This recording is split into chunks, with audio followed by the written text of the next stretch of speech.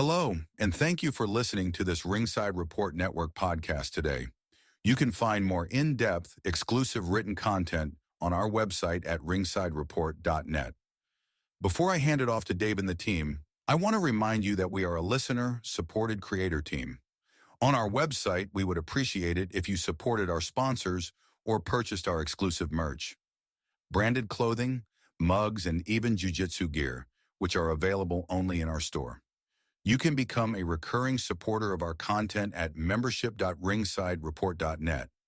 This, along with all our podcasts, is available on Spotify, Apple Podcasts, YouTube, Amazon, iHeart, and TuneIn, wherever you get your podcasts.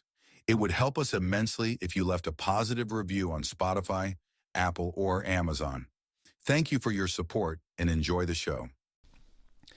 Yes, indeed. We are watching SmackDown. We're talking all things WWE. We're 2 weeks out from WrestleMania, and we're a couple days away from AEW Dynasty. We'll preview that in full for you here on Wrestling Uncensored.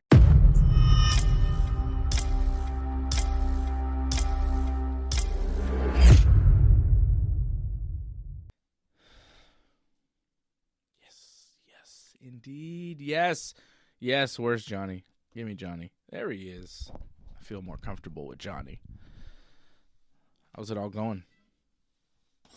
Well, it's been a busy last few days, Dave. Yourself? Good. Doing well. All right. Well, I had a big wrestling tournament last week. It's nice that you guys put the promo up that I did for that, for Mad Dog Wrestling. Went all the way to the finals. Sadly, did not defeat Jeremy Prophet to win the Mad Dog Heavyweight Championship, but I gave it my best.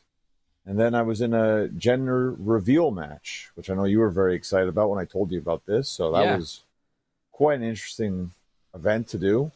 Quite interesting to do considering I got home like at 4 a.m. the day before, and then I have to do that match at 1 p.m. the next day. So that was a little rough in terms of fatigue and all that, but when you like wrestling, it's fine.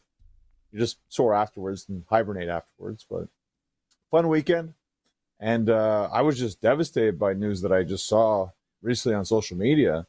I don't know if you remember Savage Paulson, a guy I wrestled, one of the best matches I ever had, actually, him in a strap match at Torch Chamber Pandemonium. Yeah. He's announced his retirement from wrestling. He's no longer going to wrestle anymore. Oh. After 9 years, he's hanging him up. And I just want to say congrats on, I thought it was a great career, and one of my favorite opponents of all time. There you go. He was a lot of fun to watch. Great career for him. Congrats to him. I need to know though about the gender reveal match, Johnny. I'm sure you do. You were wrestling another man, right? I'm guessing.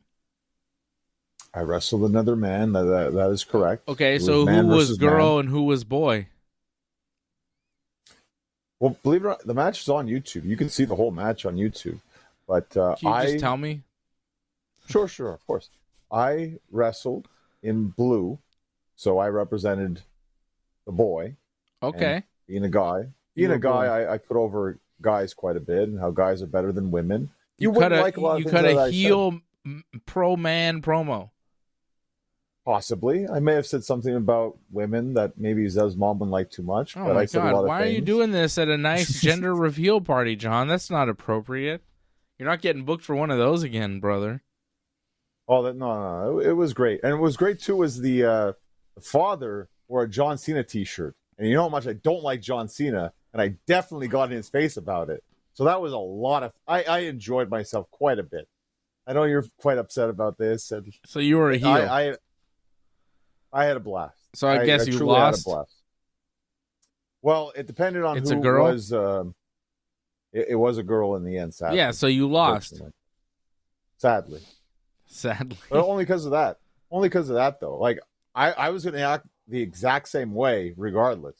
But it was funny, too, because the mother came up to me afterwards and saying that she was quite glad that I lost. And I'm like, I was quite glad that that you're happy, but I feel kind of bad that I lost, though. I really wish I won. And it should have been Jazz instead of Jasmine, but apparently it's Jasmine, so It is what it is. You can't control that, sadly. It happens, John. Yeah. Sometimes you lose. Okay, John? Sometimes you lose. But it was out of my hands. Yeah, well, it's those types of things are never in anybody's hands. They just kind of happen, right? Whether you get a boy or a girl, you never know. Luck of the draw. You would know, right? 50-50, right? Yeah. I had a boy, and then when I had a girl, I was surprised. I was like, really? It's a girl? Wow. That's crazy. Pretty good. She'll be 3 in a couple days. How about that? Wow, congrats. That's amazing. Yeah. Yeah. Damn right I took an L for the guys, DJ. Damn right. Yeah, Johnny's always taking L's for his guys. Shout out DJ Bourne in the chat, Franco316, Angelo Contagonis, members of the team over at join.ringsidereport.net. What's up, guys? Thank you for supporting the Ringside Report Network. We're here every Friday night talking professional wrestling. I want to talk about John Cena and Cody Rhodes and their promo on Raw. We're watching SmackDown right now.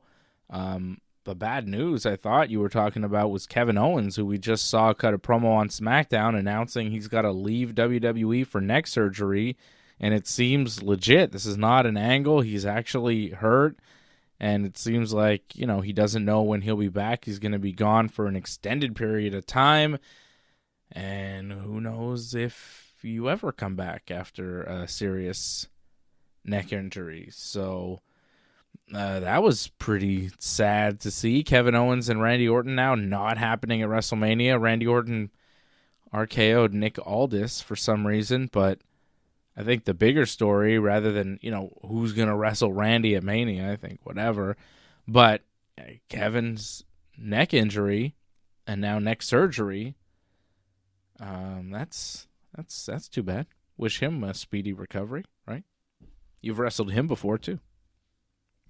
Yeah, I mean, Kevin helped train me, so if you can always put the praise and the blame on how good or how bad I am on Kevin Steen or Kevin Owens. So I always it's his tell fault. that to people a lot, too.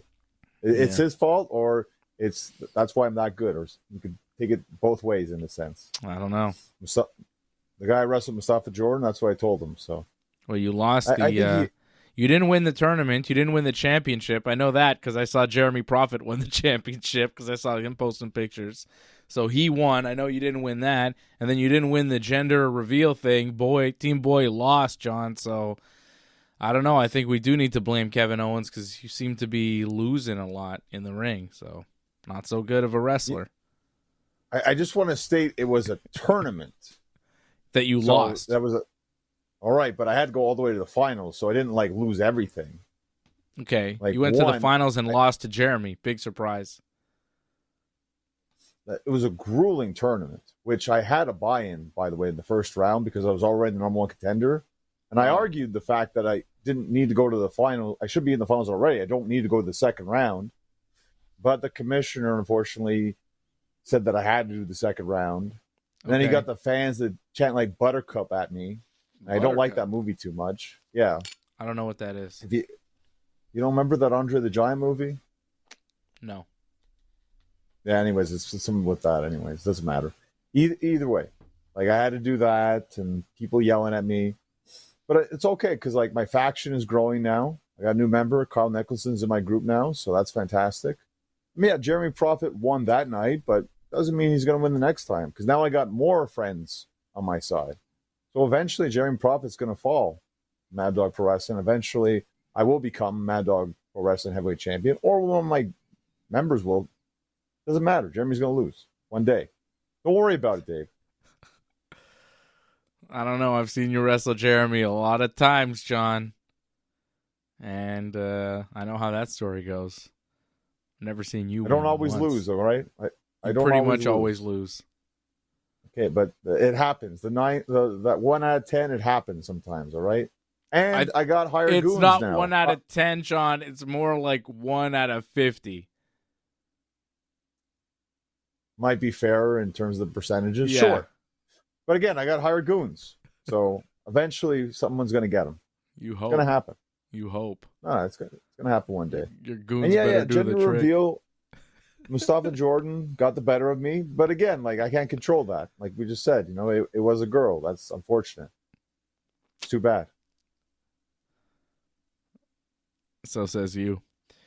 Talk Yeah, about it later, Kevin Angelo. Owens gone for a little while. Yeah, disappointing.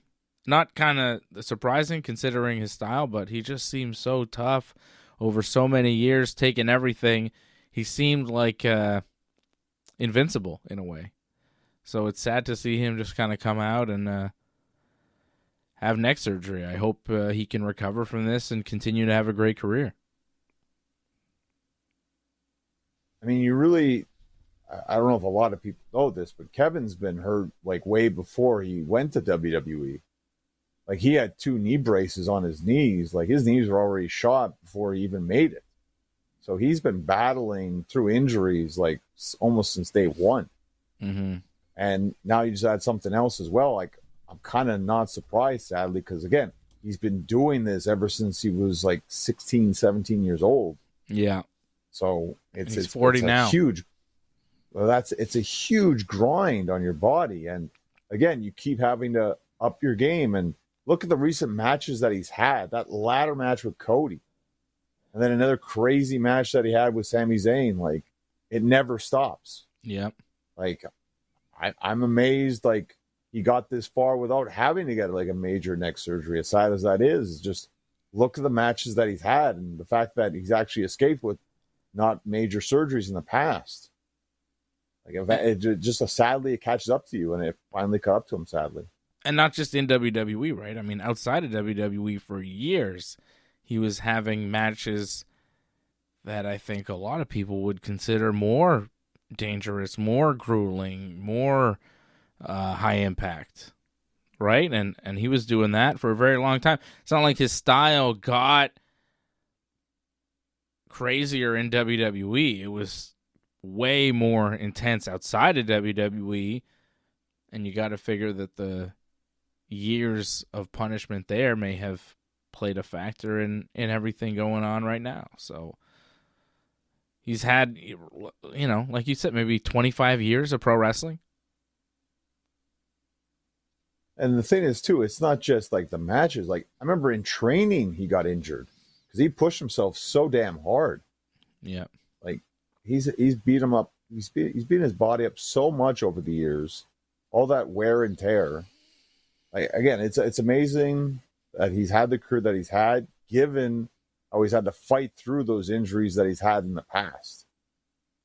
And I hope it's not the end for him. Like, I really don't. Like, it would be sad if it ends here, but that doesn't mean that he had a bad career in the end. He still had a great career. I just hope it's not the end, because it just kind of feels abrupt. And I hope he gets to end it the way he kind of wants to. As for Randy, is there a way to maybe get Sammy to be his opponent? Because I haven't seen Sammy since that chamber match, and he's got nothing going for WrestleMania. You could kind of find a reason or a way to do that, because leaving Randy off Mania is a little disappointing. People want to see Randy Orton. He's a big star. If he's available, you want to have him on the show. I mean, that's an idea. The only problem with that is it's face versus face. I don't feel there's a lot of heat there. Not a lot of good reason to have that match.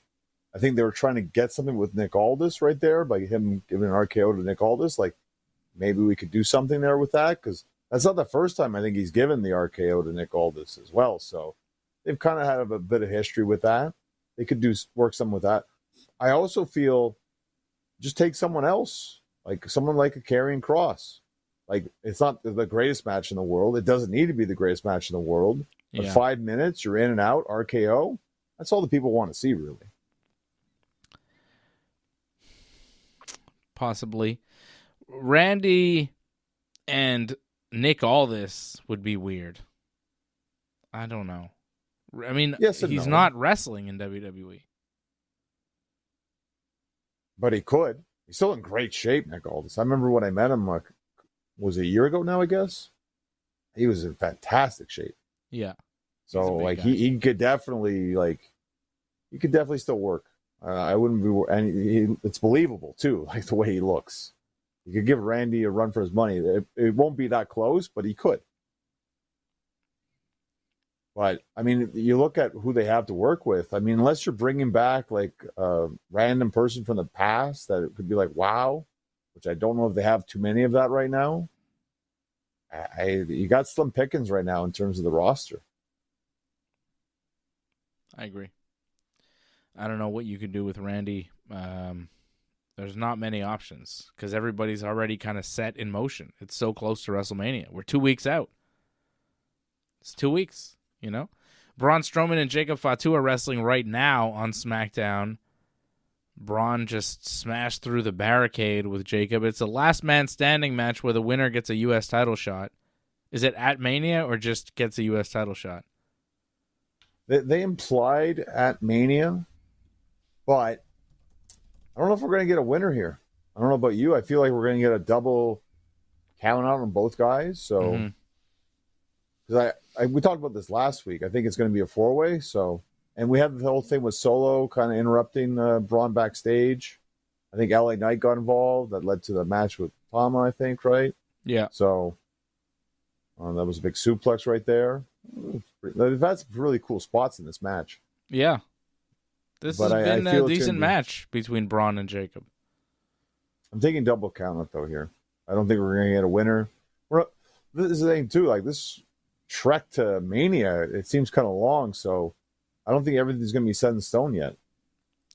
They need to start making some of these matches. They made one tonight. Naomi and Jade Cargill is official for WrestleMania. Naomi went out to have a match with B-Fab, and Jade attacked her before the match. Naomi still had the match, still won the match, called out Cargill after the match. Jade came out, kicked Naomi, and then security came out. Naomi escaped, and Jade beat up on the security. So then Nick Aldis came out and said, hey, WrestleMania! Let's do the match. So that is official. They made that official. That's the big news of SmackDown, I guess, so far. CM Punk opened the show with a promo talking about how much he loves Chicago. Did you notice CM Punk says, they told me the best overseas fans are overseas? Yeah, I caught that. He was trying to hold the camera, so he kind of messed up what he was talking when he was trying to get the camera at the same time. Yeah, he was holding the camera to show his people in Chicago because he was trying to say that the Chicago fans were the best. So he said, they tell me the best overseas fans of overseas, but the Chicago people don't believe that. I would believe it, though. I think the best overseas fans are overseas. John, what do you think? I think we've talked about this for the last couple of years where we kind of debated it. I would say it's an argument, a good argument, but I feel over the last couple of years they've kind of actually taken it. So John, I don't think it is. Stop. You didn't hear my question properly. Because I'm quoting what CM Punk said. He said the best overseas fans are overseas, but we don't believe that.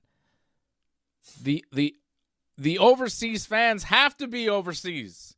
Of course the best overseas fans are overseas. They're overseas. What he meant to say was, they tell me the best fans are the overseas fans, but that's not what he said.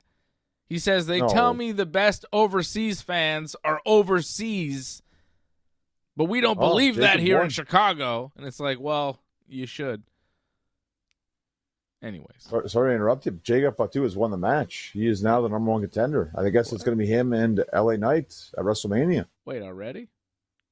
Already. Am I behind? I guess I was behind a little bit. You put him through a table. Kind of like a weird side elbow back kind of thing that he gave him. I got them on top of a thing. Oh, and they both... Oh, no. That's not the end. Suplex. They got up after the suplex. Why am I so far behind? I must have paused it. What is this finish? You'll see Braun's bleeding a little bit from the arm. Oh, I see. I imagine it's legit.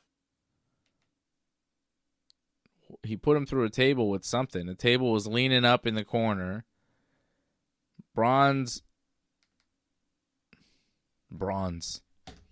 Big bronze.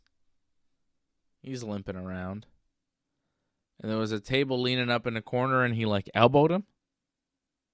That's pretty much what happened. Okay. So Jacob Fatu gets the title shot. We got to finish. Are we going to get that now at Mania? No idea. I wouldn't mind that, to be honest. I wouldn't mind if it's just one-on-one. Like, we don't need too many multi-man matches, so wait and see, though. Now we're getting some. Yeah, Jacob just kind of nightclub. speared him through a table with his elbow. Kind of ran him like a running elbow. I think it was supposed to be, that butt attack in the corner. I think it was supposed to be that, but Braun wasn't properly placed, so it ended up being the way it came out. Yeah, it was weird, but we've had a couple of weird finishes tonight, so not everything turns out the way you want it, and that's what happens in wrestling. Ray Phoenix made his SmackDown debut beating Nathan Frazier Crane. Phoenix cut a promo afterwards that was nonsense. Nice moment for him. That's what it was. I mean, he's not a promo guy, and they shouldn't have done that, but I get why they did that. Because they, want to have a feel-good moment. He said... The worst... He said... I know what you're going to say right now. I know this is not the debut of Ray Phoenix. This is the reverse of Ray Phoenix. And I was like, this is the reverse of Ray Phoenix. And then he goes, and I am rich with animals. And I'm like, you're rich with animals? Well, what did he mean when he said he's rich with animals? And then he says that Ray Phoenix is the WWE animal. And I was like, what? You're the WWE animal? And you're rich with animals. And this is the reverse of Ray Phoenix. I think he was trying to say rebirth, but it really sounded like reverse. But then when he said he was rich with animals, he totally lost me. I was like, I don't know what he was trying to say there.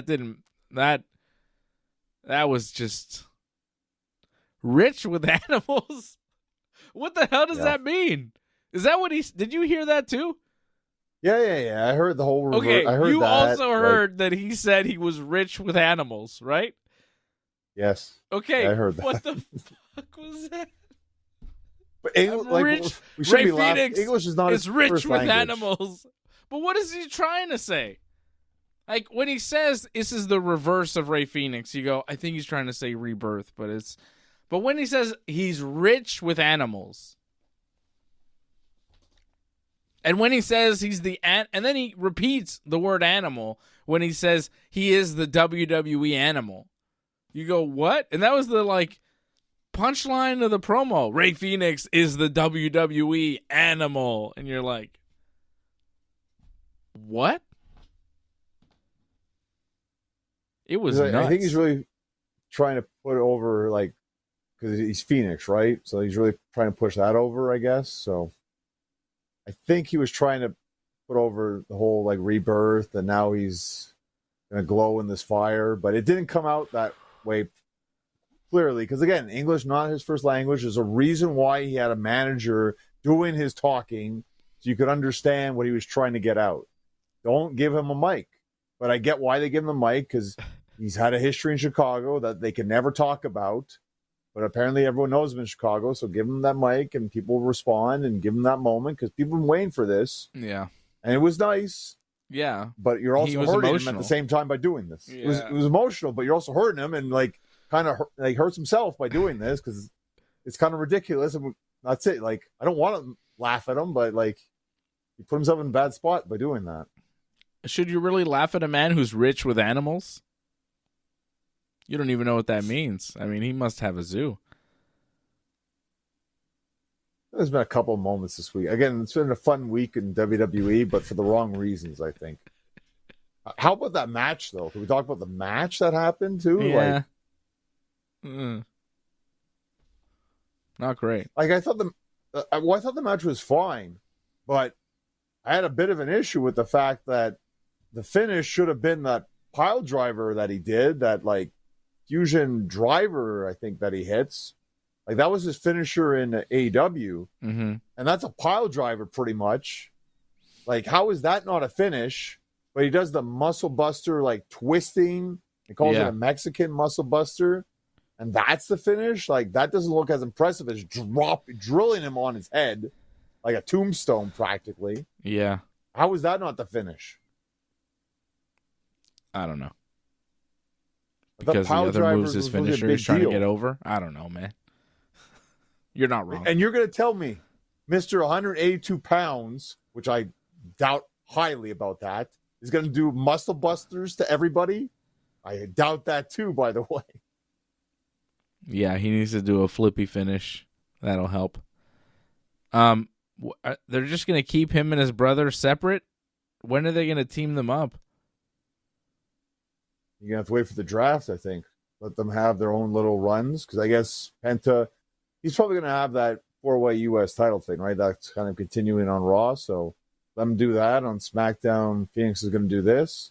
It's just, I don't know, it's kind of weird that they had to bring in someone from NXT to work with Phoenix instead of a guy that they already have on the roster. So that makes me a little bit worried that they don't have a lot of guys that can work his style. We'll see what they do with him. I thought it was an okay debut, but it wasn't wasn't as good as his brother's. Well, because I feel Penta works more of the gimmick, right? Yeah. And he works more of the crowd. And like, I think Phoenix is more flashy in what he does, and he kind of showed it. But the pacing is like completely all over the place. And that's not all on Phoenix, too. That was a bit on Frazier as well. Frazier felt like he was kind of, 1 second he's up, second he's down. Like, the selling is not there. I think they kind of screwed up on their dive a little bit, too. I'm not mistaken. It looked like there was a little bit of a hiccup there. And then there was a kick that was just completely missed.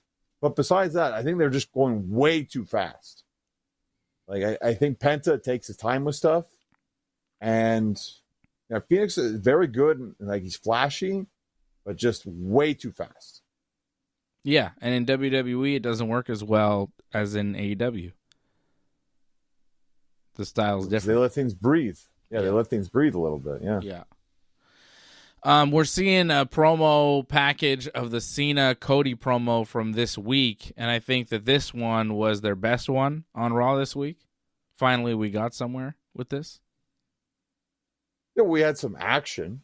That was good. Like, in terms of how good the promo was, I thought it was all right. I mean, it was better than the last two, like you said. I think there's a bunch of, like, snowballs they threw at each other. It wasn't anything spectacular. Like, to me, the whole "you can't wrestle," I mean, the big thing was they chanted "boring" at you when you were, like, the biggest thing in the world. That's what he should have thrown at him, but he didn't. Yeah. He just threw a snowball at him. No grenades. I don't think Cody hit as hard as Cena did. Cena hit Cody with some big ones. Right. Cena nailed him. I mean, Cena making fun of Cody, for walking around in suits and just pretending to be somebody he's not, and tattooing the gimmick on his neck. Says he's a Nepo baby. Cena said that Cody is just boring and kind of flat, and he's ashamed that he's the champion now. And Cena also said that he made empires for billionaires while Cody just stole money from their kids, which was a pretty good line. At first, I thought he meant Stephanie, but then I saw off the internet it wasn't. He meant Stephanie. He meant Tony Khan. Tony Khan. Yeah, which was a pretty good line. Cody telling Cena that, well, you say I was chosen by the fans. You were chosen by a guy in an office who's not here anymore. And the fans go, ooh, he's talking about Vince.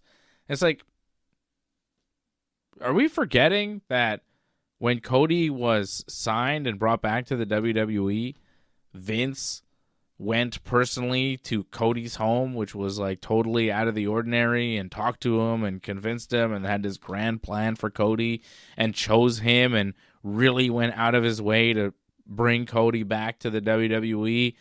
And they made a huge deal of it at the time, and Cody was all honored that Vince came to his house. Like, he never does that. You have to go to Vince. He never comes to you.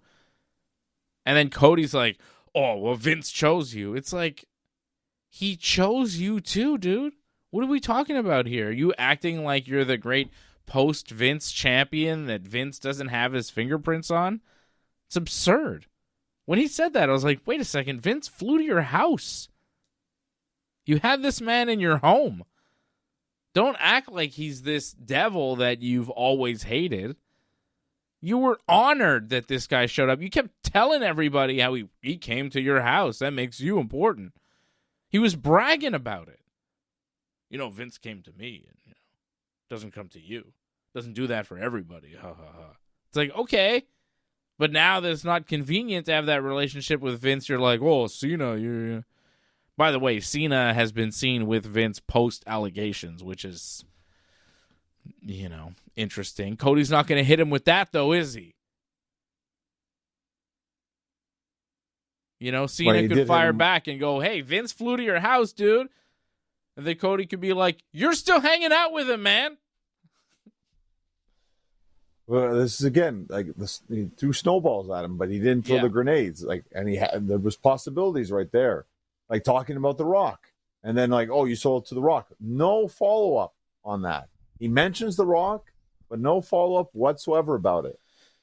That like you said, I think was it last week, the week before, saying that they should do the whole like Hollywood versus WWE angle, but they're not doing that because they don't want to make pretty much all the people up top in WWE the bad guys again, which I kind of get. I understand. They don't want to make Netflix the evil kind of thing that possibly they are. So I understand them doing that, but you've also, there's no heat as much because I think people still believe in Cena as much as they're trying to force feed this on us. And plus, by doing that promo, you kind of made like Cody wasn't or isn't the bad guy or the good guy you think he is really. Like Cena is more the good guy. He kind of justified himself a lot in this promo. So it was kind of off in a lot of ways, I thought. Yeah. You know, it made Cena look way cooler than it made Cody look, I think, for sure. Well, Cody, the stupid line about you have more dick in your promo than your jorts. Like, I get what he's trying to say, but I didn't. It just, okay. Well, just saying that, you know, like it sounds like he talks big, but he doesn't have. See, that's it, right? You have to kind of take it in like that. Like it doesn't. Like, what? The way it's said, it doesn't come off very well. It's very awkward the way he came out with that. So, like, I get the idea, but sometimes just make it simpler than just trying to be cute and creative with your wording. I liked when Cody was talking about how Cena left the WWE worse off than when he came in, how he didn't really bring it to new heights. But then it's like, well, that's not really true. He did kind of bring it over. I mean, he didn't change the game in a lot of ways. He just kind of was a placeholder for a while for the WWE, just kind of the spokesman for the company. But he did, you know, hold the keys while the WWE did big business. But Cody did Cena kind of created the lane for him to leave and create another company because there was like that hunger in the market, which is true. Like people were kind of tired of the same old WWE thing and they wanted something different, and AEW was born. There was that. But then Cena going, you know, whatever garbage they give me, I always find a way to make it work. You had to leave. That was pretty good. It was a good promo. Cody could have came back. I think it was entertaining. It was definitely entertaining. I expected more from Cody, but I think it kind of goes to show to you a little bit that Cena is very good at this. And like people kind of expect that to happen, and Cena does deliver in these kind of promos. He's shown in the past, and I think he did it again. And now we are witnessing the tribal chief enter the arena, John. Roman Reigns has finally arrived because we opened SmackDown with CM Punk talking. They're in Chicago. And then Paul... Sorry? They're in Chicago, by the way. Yes, they're in Chicago. And Paul Heyman shows up and puts Punk over. And then asks Punk, what is the favor that I still owe you? Because Roman is on his way and he's very mad. And Punk says, well, Roman will have to wait until he gets here, and I'll tell him when I tell you what the favor is. So now Roman is finally here in the ring with Paul Heyman. It's the end of SmackDown. And we're about to acknowledge Roman, and Punk will come out at some point and I guess reveal the favor. Is Seth Rollins going to come out here, or is this just a Roman Punk thing tonight? Now, Paul Heyman has already said yes to whatever the favor is. Has he? But he doesn't know what it is. He just has to do whatever Punk asks of him, no matter what, because he helped Roman at Survivor Series. That's pretty much. He's already agreed to this. With no limits on what the favor could possibly be. Like, there's a lot of, it's like, who's going to agree to that? You can ask me to do anything. Anything? Rob a bank, Paul Heyman. Like, what? Murder Roman Reigns in his sleep. He trusts you. Like, what? You know what I mean? What is the limit to this favor? Does Paul Heyman have a limit? Punk has a favor that he's going to cash in on Paul Heyman, but Heyman himself is unaware of what this favor may be. I thought Heyman knew what the favor was going to be, but apparently now he doesn't know, and Punk has to reveal it to him and the world. So Punk will then reveal the favor, and Heyman will act like he is shocked and he cannot imagine fulfilling this request of CM Punk. And that's how we will end the show, with this stupid favor gimmick that we're doing. At least this is going to drag to WrestleMania. I think it's better we're getting this done on one show. And I think the favor, it hasn't been revealed yet, but I think it's going to be that Heyman has to be in Punk's corner at WrestleMania. I think CM Punk wants what a lot of people want, one night alone with Roman Reigns, brother. Sexy man. A lot of people are into him. What? I thought you were going to say Paul Heyman. I'm like, oof. No, Roman. He's the heartthrob of the WWE. That's what Punk wants, brother. It's a sexual favor. Why not? I think they're both married, though, so it'd be rough. And then AJ would get mad. And he mentioned AJ. I think CM Punk has a hall pass for Roman Reigns, brother, if he could ever get there. It's after WrestleMania. They're all sweaty. They're hanging out. It's WWE. I'm sure they've done a lot of crazy things. I mean, you've seen the videos. They're on the road, brother. It's Vegas, right? Hey, what happens in Vegas? Oh, that's a dark path. Watch a lot but of it's dark just like all this favor stuff. It's so dumb, man. Can we just get it over with? Roman is like talking in the ring now, saying like, the only reason Punk is here is because of me. The only reason he's in the main event is because of me. This is my ring. This is my city. Let's bring out CM Punk so we can quit wasting our time. And he wants to know what the favor is. Acknowledge the tribal chief. They're saying we're wasting time here. I'm glad they're admitting that that's pretty much what a lot of SmackDown is a lot of time wasting.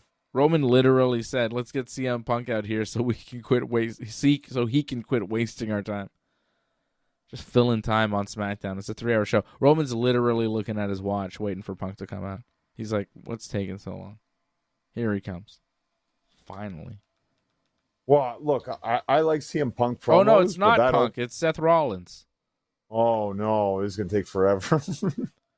Well, no, the show's only got like 10 minutes left, man. There's only so long it can take. It's on USA Network. They got to get off TV. They might get a little bit of an overrun. Wait and see. Like, I like CM Punk, and I usually think his promos are the best part of the show, but that opening promo, not his best work. You forget last week in the contract signing, man, they got no overrun there. They needed it. Remember they cut out so abruptly? Yeah, they really had like nothing left. There's no overrun. That was rough. I don't think they get overrun on this. It's like 11 o'clock. Boom, done. Hard out. They're definitely they're definitely going to stretch this because if Seth's only coming out now, and you said what, we got less than 10 minutes left. Yeah, 10 minutes. It's going to be rough. Well, Punk needs to like run to the ring almost, I think. Yeah. Now he's doing the strutting and strutting and they're singing because they do that. They love it. Supposed to be Punk's hometown. They're not supposed to be singing. I don't understand that. It's kind of weird, but okay. While we wait for Seth and the crowd to stop singing, LA Knight beat Tommy Tonga via pinfall tonight after the BFT. You know, LA Knight's going to wrestle Jacob Fatu at some point, so there's that. It was a match that happened. There's been a lot of matches that feels like it just happened tonight. Motor City Machine Guns beat DIY to become number one contenders for the tag team titles. But they definitely didn't say WrestleMania, so that's an issue that will be resolved, I think, before. And again, I think we're getting a multi-tag at WrestleMania more than likely because we had Pretty Deadly involved as well. They did a backstage segment. I guess they're wrestling next week, right? Against Miz and Carmelo Hayes. See them win that match. Yeah.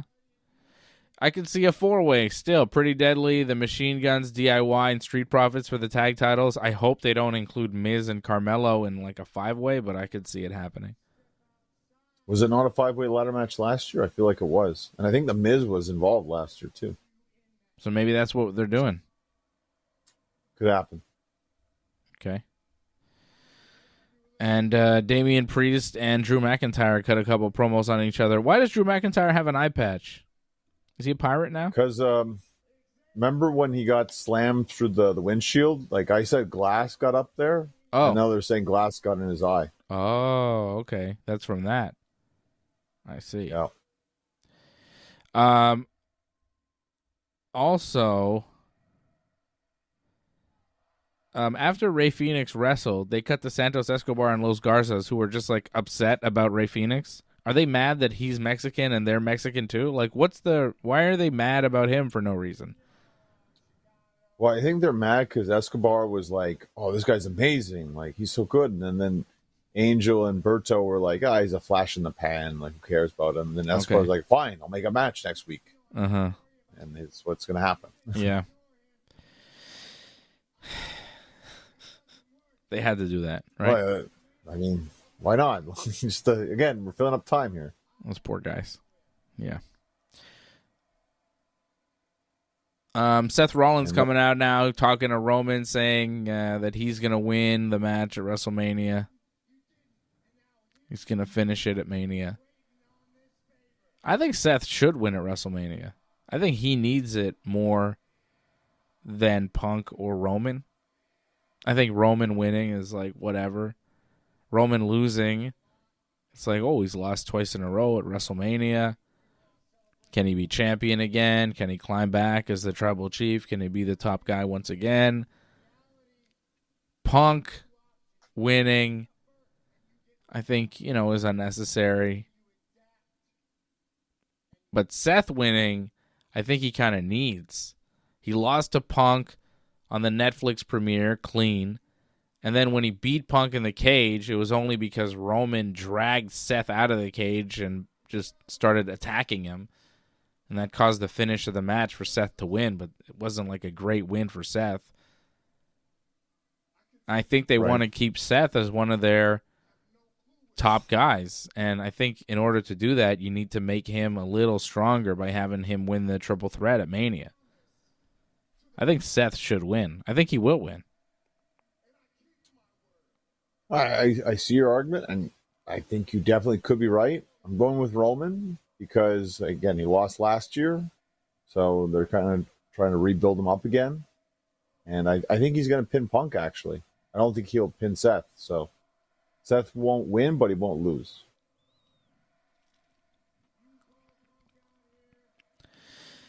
It's never a bad bet to bet on Roman. I don't think Punk wins, though. I think Punk has already won by being in the match. Right. Yeah, he's definitely taking the pin, no matter who it is. Seth cut his little promo. Roman was tired of it. He's like, I didn't call you out. I called out Punk. And now Seth is like, all right, let's get Punk out here. And now here comes Punk. Took long enough. Another entrance. Yeah. How much time? 5 minutes left? Yeah. Well, at least you got a little bit of time to talk. So that's good. I mean, I'd rather they ended with a talking segment than a wrestling segment because I can't think of a match that'd be very intriguing, to be honest. They're not doing big matches on TV. They got to save them all. I mean, look tonight's main events, last man standing match. Like, it was a decent match, but in terms of star power, it's Braun versus Jacob Fatu, not exactly the strongest. And on Raw, what was it? Was it Braun and Penta against Judgment Day? Was that the main event? Yeah. Oh no, actually it was the women's title match was the main event. Oh, yeah. No, you're right. It was Io versus Rhea, which was a good main event. Yeah, well, with Bianca as the referee. Way. Like I said, double winner and it's double loser. Yeah. Whatever. I mean, same kind of thing. Just if I was there watching it live, I think it's a crummy way to end the show, but that's their choice. Yeah. They're saying it was a double disqualification because Rhea and Io both kind of hit Bianca at certain points in the match. So Bianca got tired of it, called the double DQ. And now they're still saying that it's just Io versus Bianca because Io's the champion and Bianca won the Rumble. But it's going to be a triple threat. Rhea's going to get in there somehow. It's a little clunky. And I'm not a fan of what they've done the last couple of weeks, too, where Io was left standing, then Bianca was left standing, now Rhea was left standing. It's kind of a tired little thing that they always do. Like, yeah. Better if it's like kind of back and forth or like got a one up on them or something. Or, I mean, it would have been more sense with Bianca because like she got beat down, so then beat them both down or something. Like, but no, it's like, well, one after the other. Yeah, she just gets tired of it and DQs them. It would have been good if she just got annoyed and attacked them both and just left them laying. And there was no finish to the match. I thought that would have been a better move than just being like, I'm tired of them accidentally hitting me. They're both getting disqualified. The finish was very poor. That's the main event of Raw. That's your finish. Terrible. Yeah. The best thing on Raw was definitely Cody and Cena. There was not much else on that show. I didn't mind, what was it, New Day versus New Catch Republic. I thought that was a pretty decent match. Okay. I was kind of surprised, actually. I mean, that's New Catch Republic's like return, and they lost. I wasn't surprised. I thought they were just there to lose. Well, they were, and they did. Jimmy Uso got beat up by Gunther in the match, and then Gunther zip-tied Jay to the ropes and made him watch his brother get beat up. Jimmy was bleeding. It was pretty good. Nice violence, good intensity. The beatdown segment, sure, but like the match, I can't say it was anything special or like amazing. It was what it was, kind of thing. And I thought the beatdown, like the idea of the beatdown was fine, but the execution, again, a little bit off where the people are just at ringside, like, oh, stop. They don't do anything forever. Like they already came down to save them, Jay and Jimmy. And then Gunther comes back, beats them both down, does the whole tie-up, and then puts the beat down on Jimmy. And they just all stand ringside, do nothing. And then finally, once gets a choke in, after it feels like forever in the choke, then they come in. I just thought that looked kind of stupid. Yeah. I mean, again, you're not totally wrong, but yeah. I thought the overall vibe of it, the blood, the idea was good. You know, letting Gunther do it. And I think them scattering away was just out of fear of Gunther. It was too long, though. Like, I get that, but it was way too long. Yeah. That was a very long segment. Just for the beatdown was long. It was long. It was a little long. CM Punk just revealed the favor, and he says the favor is Paul Heyman is in my corner at WrestleMania, not yours. Roman doesn't believe it. You're happy about this? No, but Roman let him do it, though. Well, doesn't he have to? Well, this is the thing now. Is like, doesn't Heyman not have a choice? Roman's telling Heyman to turn him down, and Heyman's looking like, oh, I can't because the favor. You know what I mean? This is so dumb. What do you mean you can't? Fans are now they're looking at each other. Now Roman's pissed. Because CM Punk is his best friend, but Roman Reigns is his tribal chief. He's torn. He's crying. He doesn't know what to do. Roman told him to turn him down, but Heyman hasn't said anything, and Heyman is crying. Roman can't believe he's crying. He asked him if he's crying. Are you crying? Wipe the tears and tell him no, Paul Heyman. Roman Reigns wants you to say no. But Heyman is crying. He can't do it. Oh, no. Oh, my God. Don't you think that if Punk was really Heyman's best friend and was a good friend, he would realize that he'd be putting him in a really awkward position by asking him this favor and maybe wouldn't do it? But Punk is actually not a good friend, which obviously, if you followed CM Punk's career, you know that. And of course, we need Seth in the ring for this, right? Like, Seth has to be there. Well, he's in the match, but yeah, he's just kind of a sideshow to this. Roman and Heyman doing their acting. If they're best friends and that's the line that they're going with, like, isn't it a dick move for Punk to ask him to do this, to betray his tribal chief? Shouldn't he be like, I understand you're with Roman, it's cool. Just don't cheat to win for me. And now Heyman has told Roman that he cannot deny the request of the favor. He must be in Punk's corner at WrestleMania. He must. And Roman is not happy with it. Punk is like looking with an evil grin, which is, he seems mean. Oh, and Punk attacks Roman. Wow. Is Punk a worse friend to Paul Heyman or Colt Cabana, I wonder? Oh, and GTS. Yes, Punk with the go to sleep on Roman Reigns. Roman kind of advanced on Heyman. Punk didn't like it, attacked Roman from behind and hit him with the GTS. Now Punk and Seth facing off. Heyman is really upset because Roman is down. He doesn't like it. Heyman's unhappy. You're going to give your best friend a heart attack, CM Punk. Is this what you want? You want to kill Paul Heyman at WrestleMania? Seth is just going to leave the ring. Seth is going to leave, and Punk's going to stand there with Heyman acting.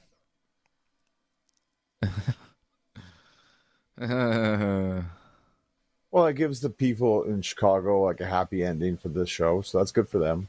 I definitely think Roman's winning now for sure. I think at Mania.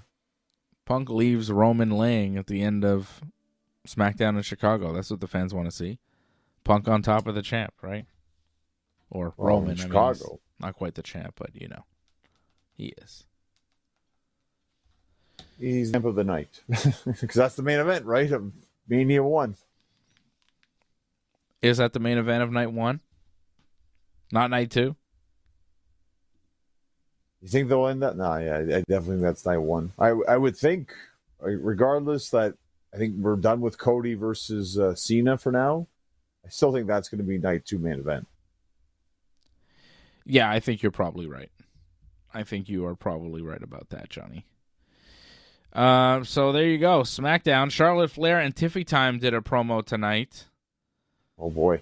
It didn't quite work. I mean, it got reactions.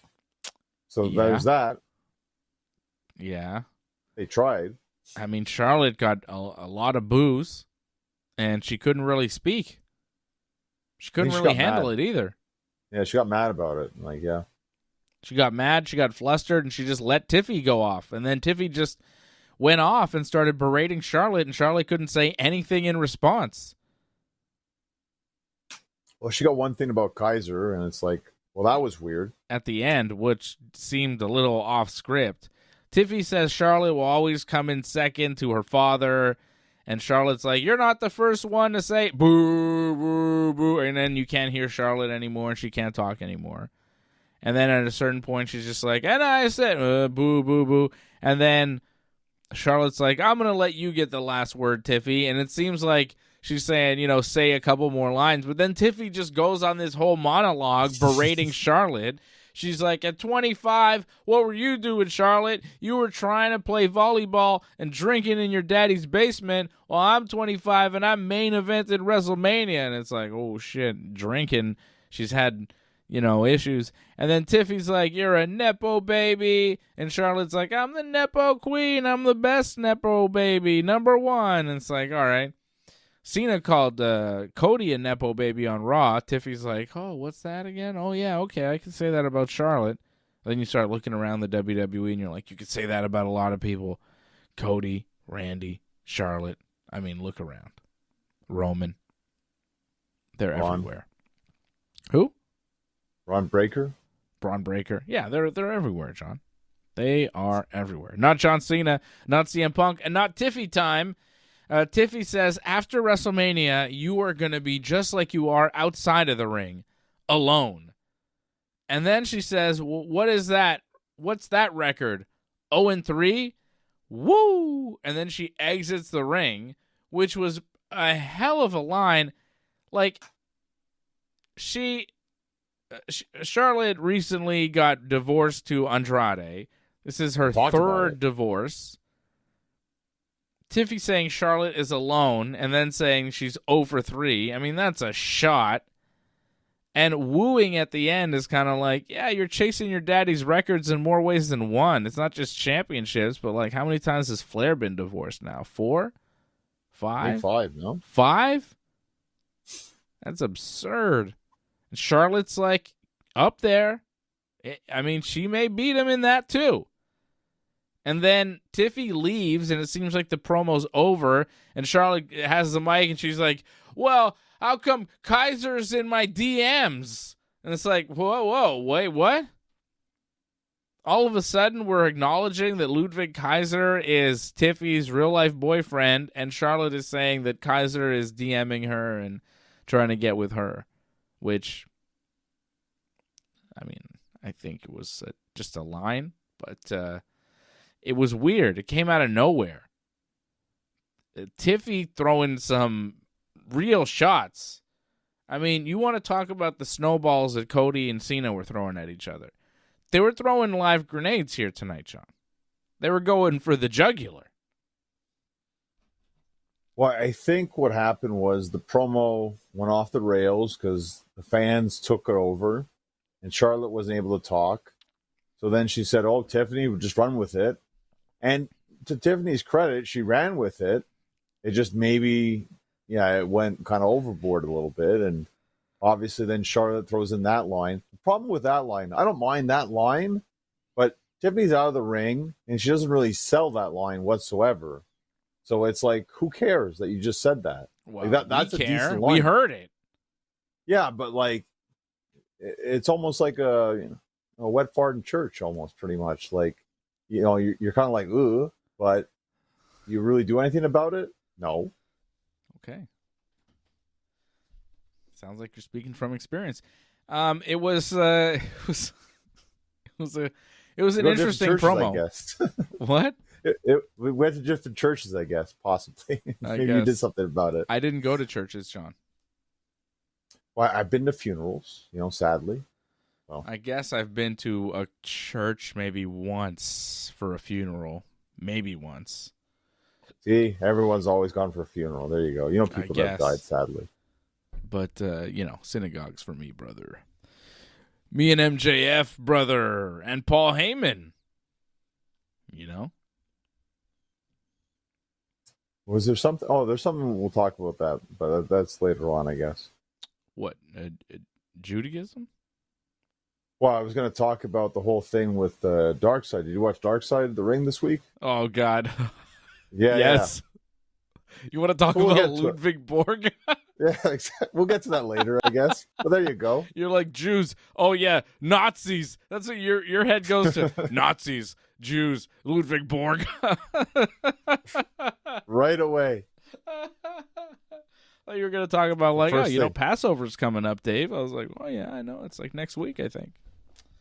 Nope, that's not what Johnny's talking about. He's talking about the Nazi Ludwig Borga, who had a Dark Side of the Ring episode drop this week.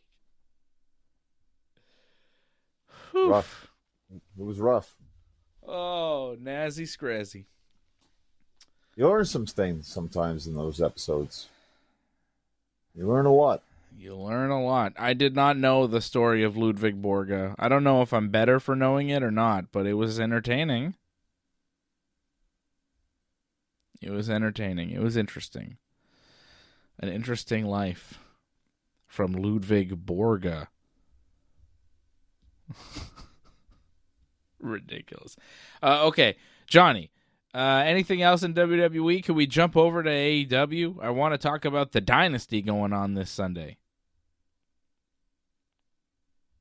Trying to think, was there anything on Ready? Raw where it was like... No. No. Well, I just wanted to... Was there anything on Raw? I feel like there was something else on Raw where it was like, we should really talk about that. No? Was there nothing else happening on Raw? Jimmy Uso, Gunther, New Day, Catch Republic, Braun Breaker and Penta versus Finn Balor and Dominic. Looks like a four-way is going to happen. Finn and Dom won. El Grande Americano will wrestle next week in Chad Gable's hometown. Logan Paul and AJ Styles cut a promo. It was okay. Well, that thing was fine. Nothing really big off that. I guess they're gonna. That's been made official, right? That match at Mania, if I'm not mistaken, right? AJ and Logan Paul. Yes.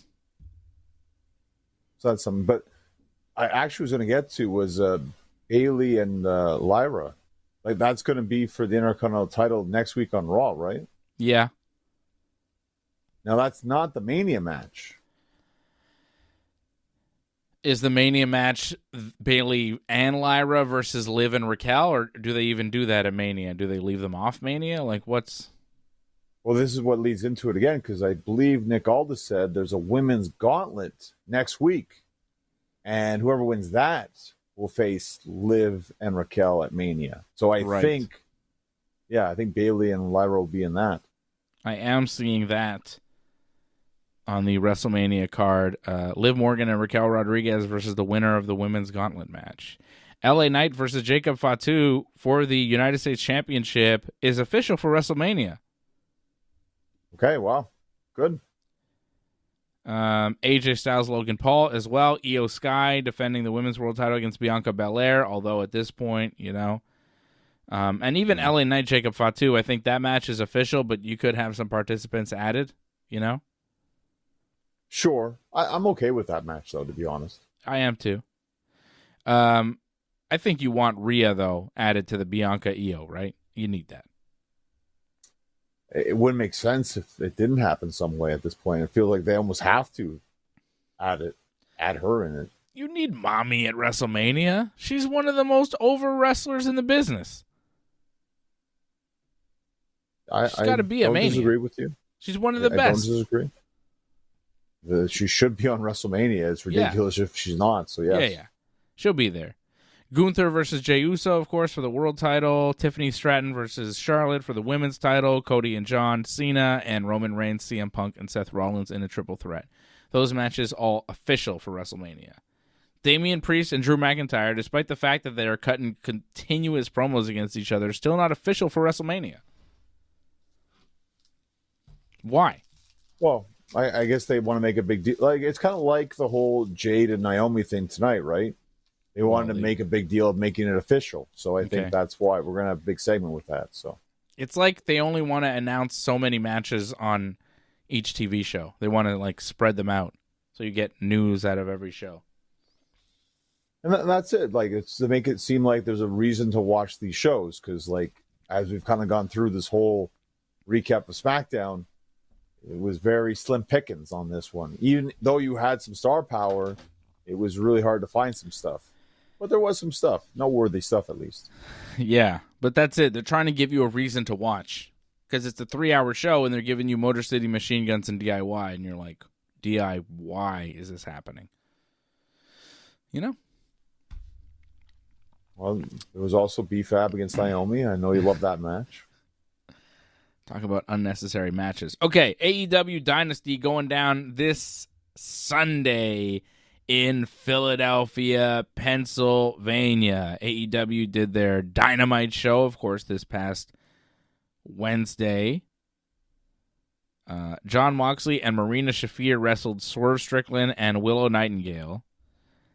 Swerve and Willow won. There was a brawl after the match.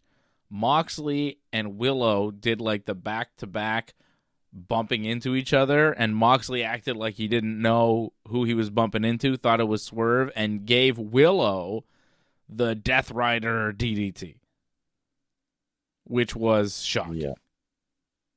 Was it? I mean, okay. She sold it like she died. Swerve looked legit concerned. The selling of it was really well, and it was done really well. And the fact that Moxley actually did that to a woman, like the world champion hit his finishing move on a woman's wrestler on TV. Like, that doesn't happen every day. You don't see a man hitting a finishing move on a woman or doing any wrestling move to a woman in AEW or any wrestling company. I mean, some wrestling companies, but not on TV. Not TV wrestling, you know? No, you're right. You're right. And the idea, I think, was good. The execution, I think, was a little bit off. Because, you know, they did the whole, like, accidental bump. If you notice that, like, Willow never really turned around. Like, Moxley had to turn her around, actually. So it did, like, I know what was supposed to be, like you said. Yeah. But Willow, like, I didn't get the memo or something, and, like, took the bump and, like, oh, whatever. So then Moxley had to turn around, give her the move. So it didn't look accidental whatsoever. Yes. And because, exactly. And because Willow didn't quite turn around and Moxley had to take the extra second to turn her around and hit her with it, it's not like he hit her with it immediately out of instinct. He had to kind of grab her, turn her, do it. He was given ample time to, you know, once he turned her, back away and not do it, but he still did it because that was the spot. It wasn't really his fault, but I get the intention. I get what they were trying to pull off, and it worked well enough, John. It worked well enough. And then later, when Swerve is, like, really mad and he's, like, being interviewed by Renee backstage, like, look what your husband just did. He just assaulted a woman on TV. It didn't look accidental. And you have to stand there as his wife and be like, yeah, what do you think, Swerve? Swerve's like, I'm going to kill Moxley. Renee's like, gee, back to you, Tony Schiavone. Well, I think Swerve mentioned, like, I'm going to take out your husband. I think later he even on said that. In a later on interaction with Renee came back to Swerve for some reason during the broadcast when Swerve was backstage looking for Moxley, and he's like, you know, all due respect, Renee, I'm looking for Moxley right now, so I don't want to talk, you know? But that was later. Yep. that was later. That's true. And here's another thing, too, though. Like, as devastating as that was, that Moxley did that, it was devastating. We'll take that away. But I actually found the table spot they did was far more devastating that Willow took, if you remember that. Yeah. That was, to me, that's why you should be seeing a doctor, because I thought she may have broken her neck, to be honest. That was insane, that spot. It was a hell of a match. It was definitely, like, because it was tornado tag, right? Mm-hmm.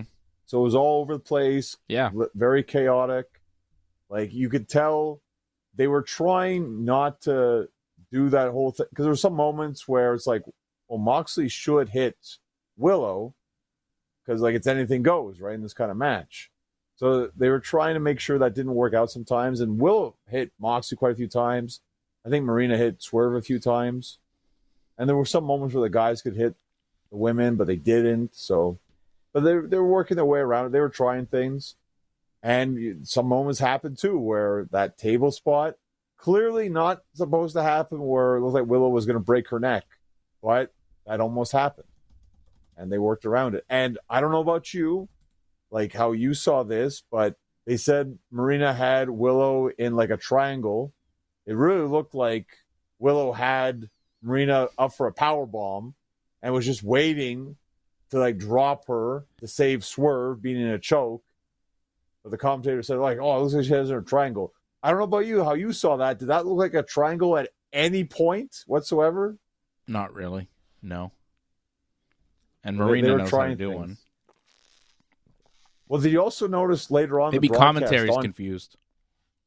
Well, I feel like Don Callis was kind of making fun of Taz a bit during, like, I think it was the Lance Archer match, where he's like, oh, Lance Archer with those judo strikes in the corner, where he's just going like this, and like Taz is like, shut up, Don.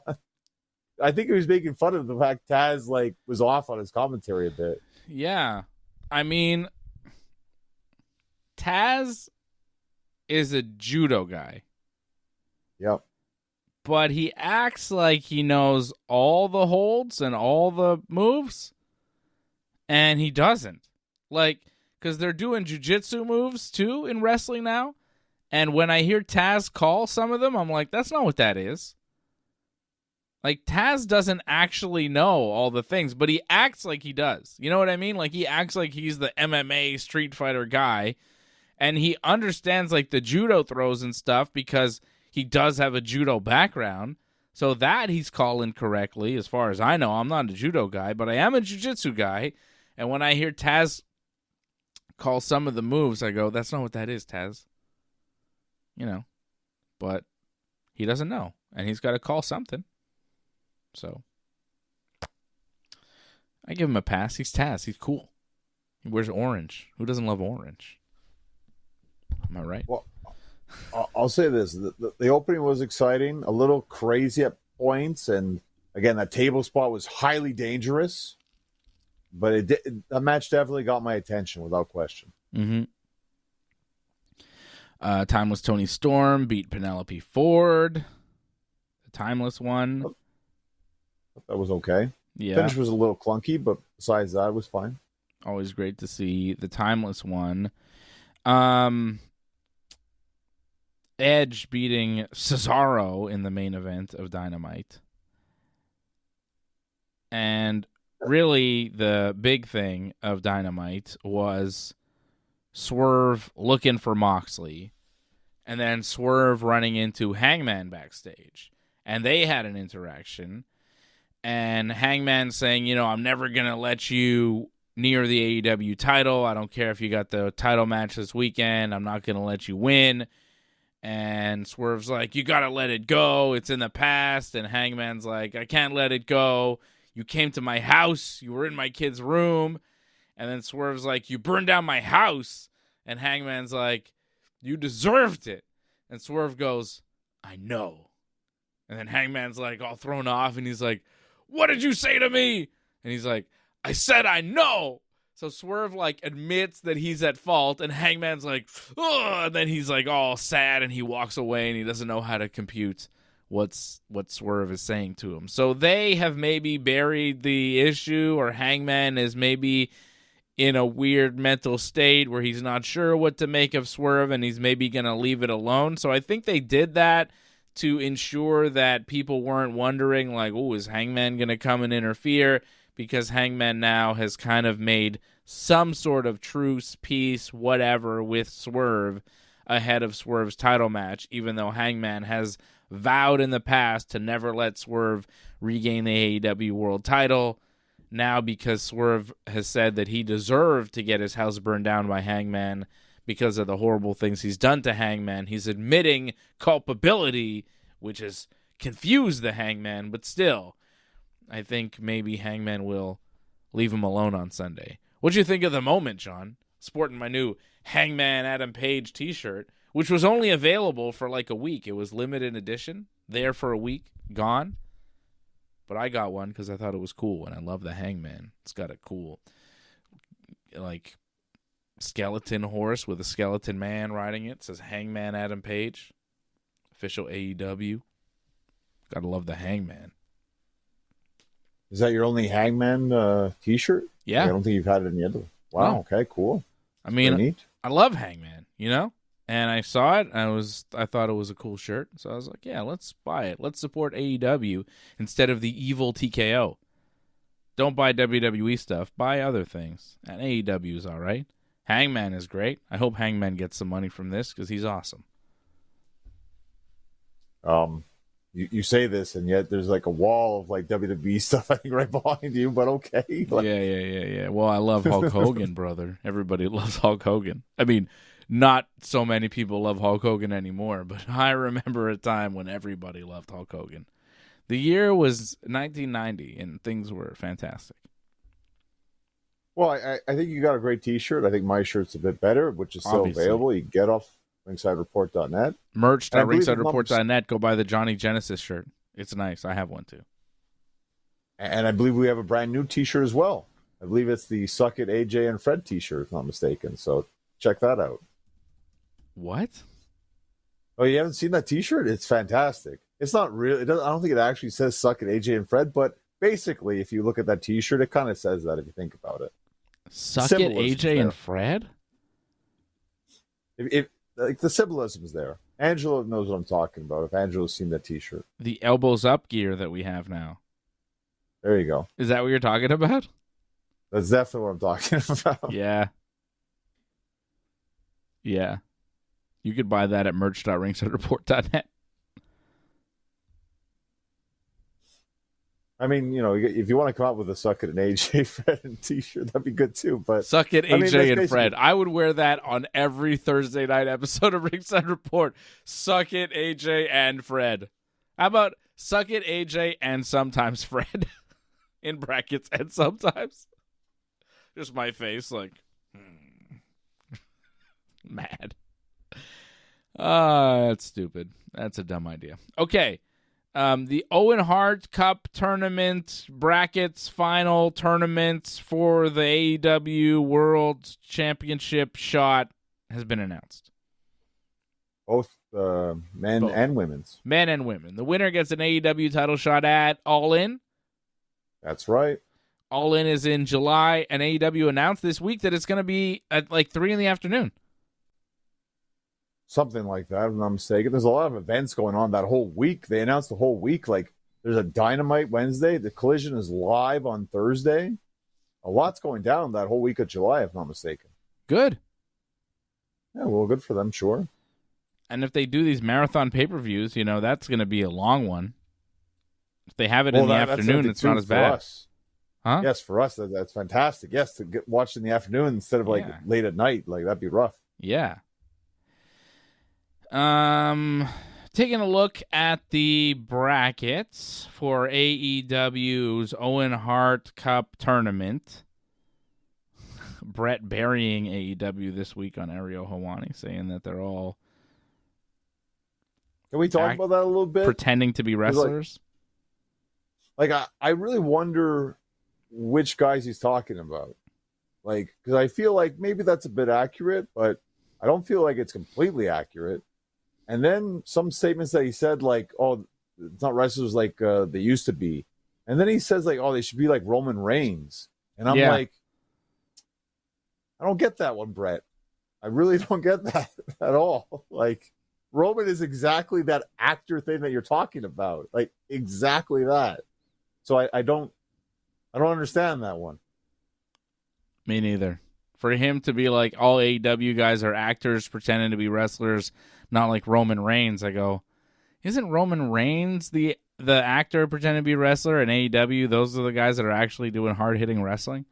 It was the first time I heard Brett talk about wrestling, and I go, I don't know. I think I disagree. Well, no, I think he might be right. There might be definitely, I think, some guys in AEW, I'm not thinking about it right now, that are more actors than wrestlers. Sure. There's definitely some guys like that. And Roman Reigns was the bad example, I think, though. I don't know what he's talking. Like, Roman's not the worst wrestler, but definitely in terms of the promos, like, he's more of a movie actor, I would say. Like, he's striving for that. There's no question about that. You see, like, the way they're doing the whole theme songs during the promos all the time. Yeah. He's definitely trying that. And for him to single out AEW as the actor wrestlers, where WWE, it's like that's their whole style now is actor wrestling. It's weird.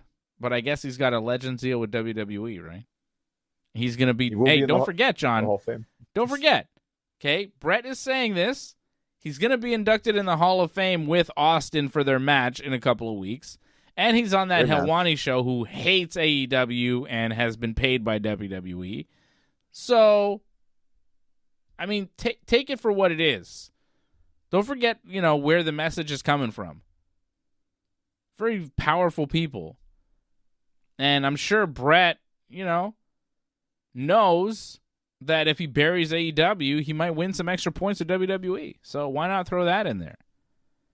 He's burying AEW, says, a lot of them are actor wrestlers, it's not very good. Meanwhile, that guy Dax Harwood, just like the whole FTR team just kind of worshiping the ground Brett walks on. I'm sure they hear that and they go, oh, well, I hope he's not talking about us. But he kind of buried the whole company, didn't he? Well, again, I don't think he's completely inaccurate with some of the statements that he said, but... Sure. But Will Ospreay? Yeah, again, when you think about what they're striving for, I feel AEW's they focus more on the wrestling. That's their thing. And WWE, they focus more on the stories, the drama. So, yeah, I wonder a bit. But again, like you said, it's on Ariel's show, and maybe Brett felt that he's got to steer it more towards that negative AEW slant, possibly, because that's what he's getting paid to say pretty much. So it's possible Brett did that. I'm not saying that he didn't, but it's something I'd like to see Brett in a different environment, what he would say, actually. WWE's, going on the offensive against AEW. You see them talk about them in their promos. You see CM Punk saying, I work with children. You see John Cena telling Cody Rhodes, oh, you stole money from a billionaire's kid, because he sees that, AEW is kind of nothing, and if you're working for them, you're just stealing money from the kid. And it's, that was a really rough comment from John Cena, basically called Tony Khan a money mark in a promo on Monday Night Raw. This is coming from John Cena, a very important, influential guy in the business who also waves that WWE flag real hard and wants to appease his corporate Hollywood boss, Ari Emanuel, and Nick Khan by saying whatever pro-WWE, anti-AEW thing he can to get more points. And this is what they're all trying to do. And they won't let it go. They're all going on the offensive. I mean, Ricky Starks and Ethan Page had a match in NXT, and the fans in NXT are chanting Tony fumbled. Talking about Tony Khan, saying, oh, he fumbled with Ricky Starks and Ethan Page. I don't think he did. I think he knew what he had. NXT is trying to do something with them, but I'm not watching NXT for that. Tony fumbled. I thought it was funny, but I disagree. They had their runs, that's it. Now they're having their NXT runs. That's what it is. WWE, they're going after AEW right now. They're going hard after them. I think they're trying to run them out of business, trying to make them kind of a joke. They're moving their whole propaganda machine against AEW. This Brett stuff might be part of it. I saw what Jason wrote, that Brett's kind of bitter in his last couple of years in promos and all that. I think Brett actually has a legitimate gripe, because they've had the Owen Hart tournament for the last couple of years, and you've never seen Brett involved whatsoever. So I can understand that maybe he has a bit of a beef with AEW, because you have this tournament, honoring the legacy of his late brother, and you never have him involved at all. It was in Calgary, and Brett was involved at all. So I could see there might be a little bit of resentment or possibly bitterness with the AEW and Brett. And I understand if there is. And I understand if they don't want to work with him, because maybe if Martha doesn't like Brett, hey, that's Martha's decision. Yeah. Jason Pete, member of the team in the chat. What's up, Jason? Out in Mexico. Speaking of Mexico, Leor, another member of the team, asking, is Rey Fenix actually Penta's brother. Yes, they are actually real-life brothers. The Lucha Bros are actually bros. Bret Hart doesn't like AEW, but AEW loves Owen Hart. They have a tournament for him every year with the winner getting a title shot at their biggest show of the year, All In, and there is the bracket for you. There is Will Ospreay taking on Kevin Knight in the first round, whoever that is. What the hell's he doing in a tournament to get a world title shot? He's never been in AEW, and he's in the tournament? It's ridiculous. So what happened is it was supposed to be, I'm blanking on his name right now. Jay White. It's supposed to be Jay White. Right. But Jay White apparently got injured, I believe, in the match with Kevin Knight on Collision. And Kevin Knight, I believe he's coming from NXT. So he was very impressed. I don't know if you really watched that match, like on Collision, or like checked out the tag match he had with Ospreay this week. I saw the tag match. He actually looked. You didn't watch the tag match? No, I saw the tag match. I didn't see the Collision. You saw the tag match. He looked in both matches. I thought he looked very impressive. Like, they're having the match this Sunday too. Like, obviously Ospreay's going to win, but I think it might actually be a pretty decent match regardless. That's Ospreay's pay-per-view match. It is. Yeah, I don't know. I just think it's weird to have a guy who's not really wrestled in AEW all of a sudden in a tournament where he gets a shot to have a world title shot. He doesn't seem like he's done enough in AEW to merit that. I won't disagree with you, and it wasn't supposed to be. It was supposed to be Jay White, but Jay White got hurt, and apparently Jay White is going to be out for a while too. So again, yeah, that's devastating. Like, you come off one big injury and then you get another big injury again. That's rough for him. You got to start wondering about, like, long term his career then too. Yeah, I think this is Will Ospreay's tournament to win.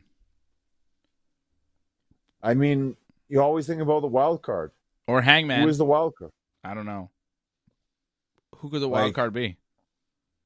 I'm telling you, if it's MJF, I think MJF's going to win it. MJF beating Hangman in the opening round would be crazy. Mark Briscoe, Kyle Fletcher there on one side of the bracket with Hangman and a wild card. When's Hangman wrestling the wild card? Is it on Sunday? I don't believe so. I believe it's just like the first bracket, right? Brody King and Konosuke. I think that's on Sunday. And Ospreay's match, but I don't think the other matches are on Dynasty. I think it's the same thing with the women as well. It's one side of the bracket, but not both sides.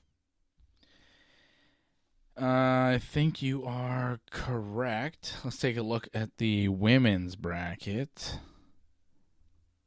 There is the women's bracket. Jamie Hayter and Billy Starks. Thunder Rosa, Chris Statlander. Then on the other side, it's Harley Cameron and Athena and Mercedes Moné and Julia Hart. I think Mercedes Moné versus Toni Storm at All In would be pretty cool. All the belts on the line. That's the biggest match you could do in the AEW women's division right now. Yeah. Besides, I think Mercedes versus Athena.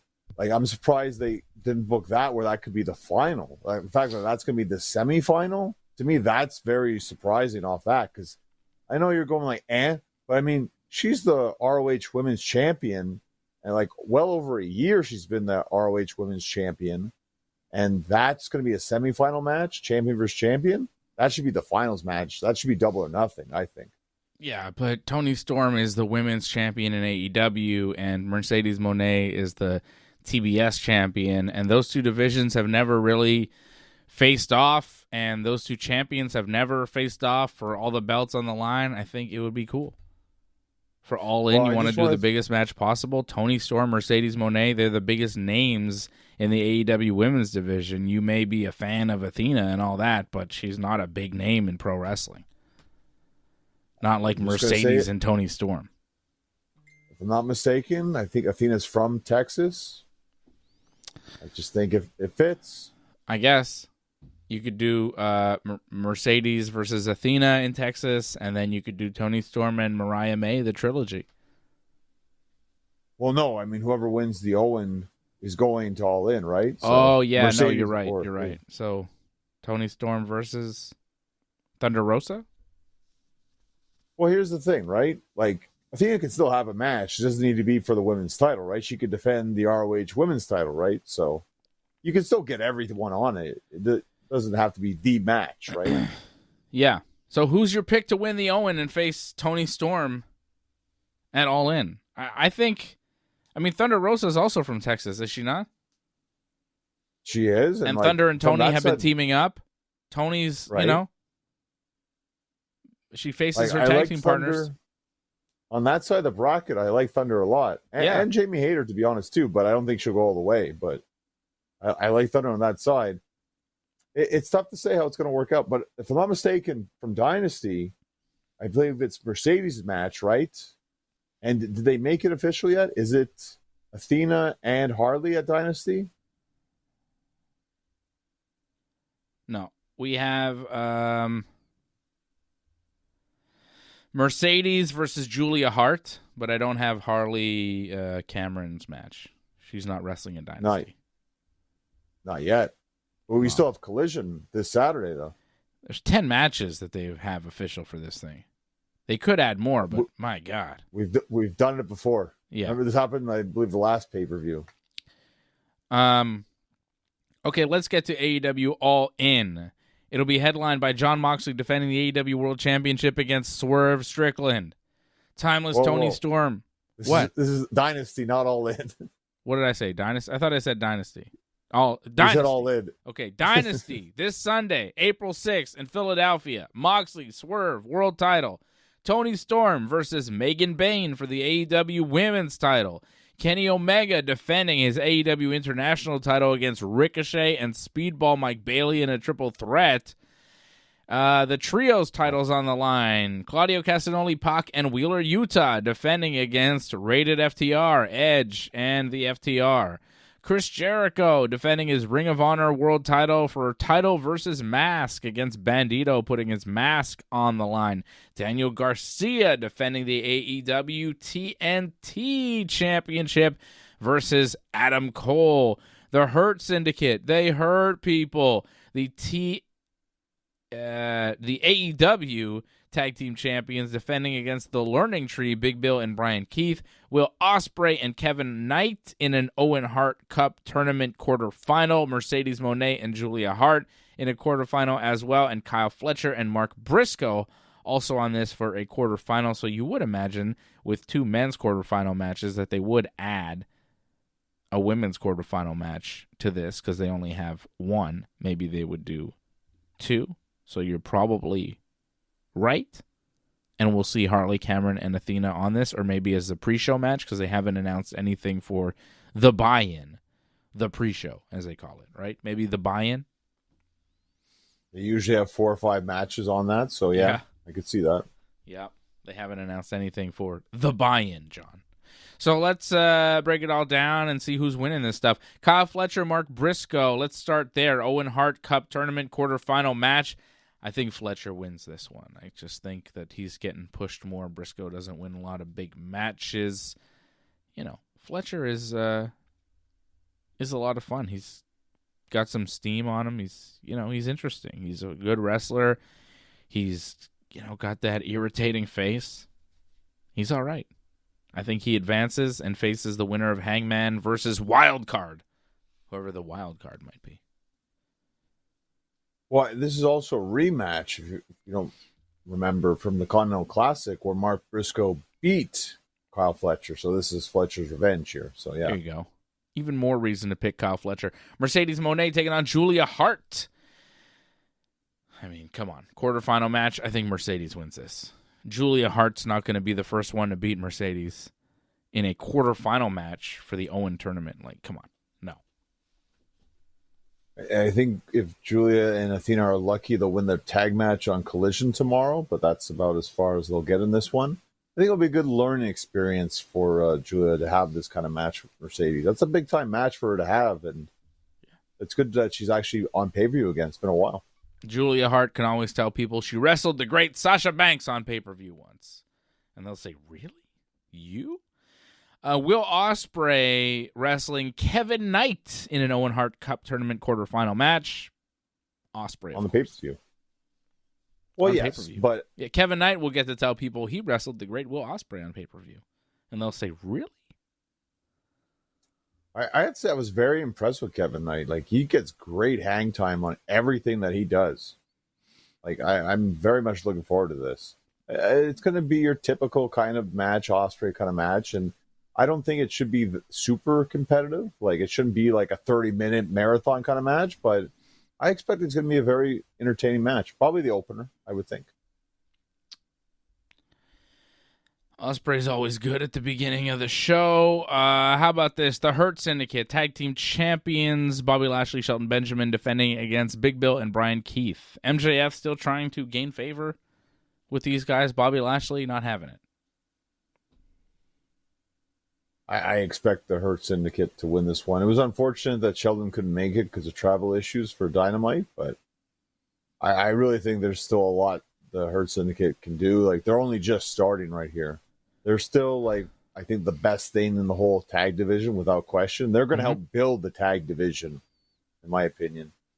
I think them being around MJF just makes them more interesting, shows that they can have that going on, and they're having their own tag kind of feud going on.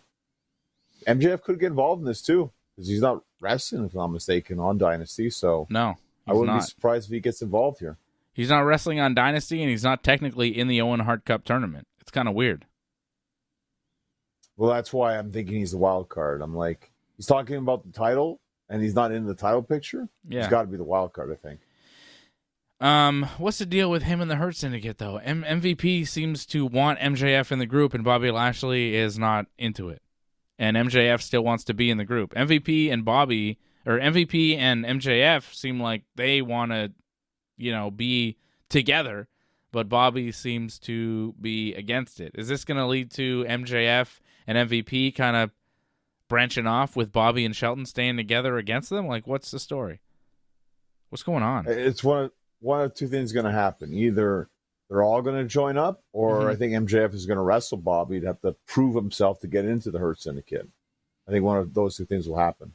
Prove himself, beat Bobby. Bobby will fall in line, but he'll be unhappy, and then it'll eventually blow up in their face. MJF will be the annoying guy proclaiming himself as the leader of this group. Typical kind of thing that could happen. It's very possible. Yeah. I would much rather see MJF with the Hurt Syndicate. I think that would make them all more interesting if that happened.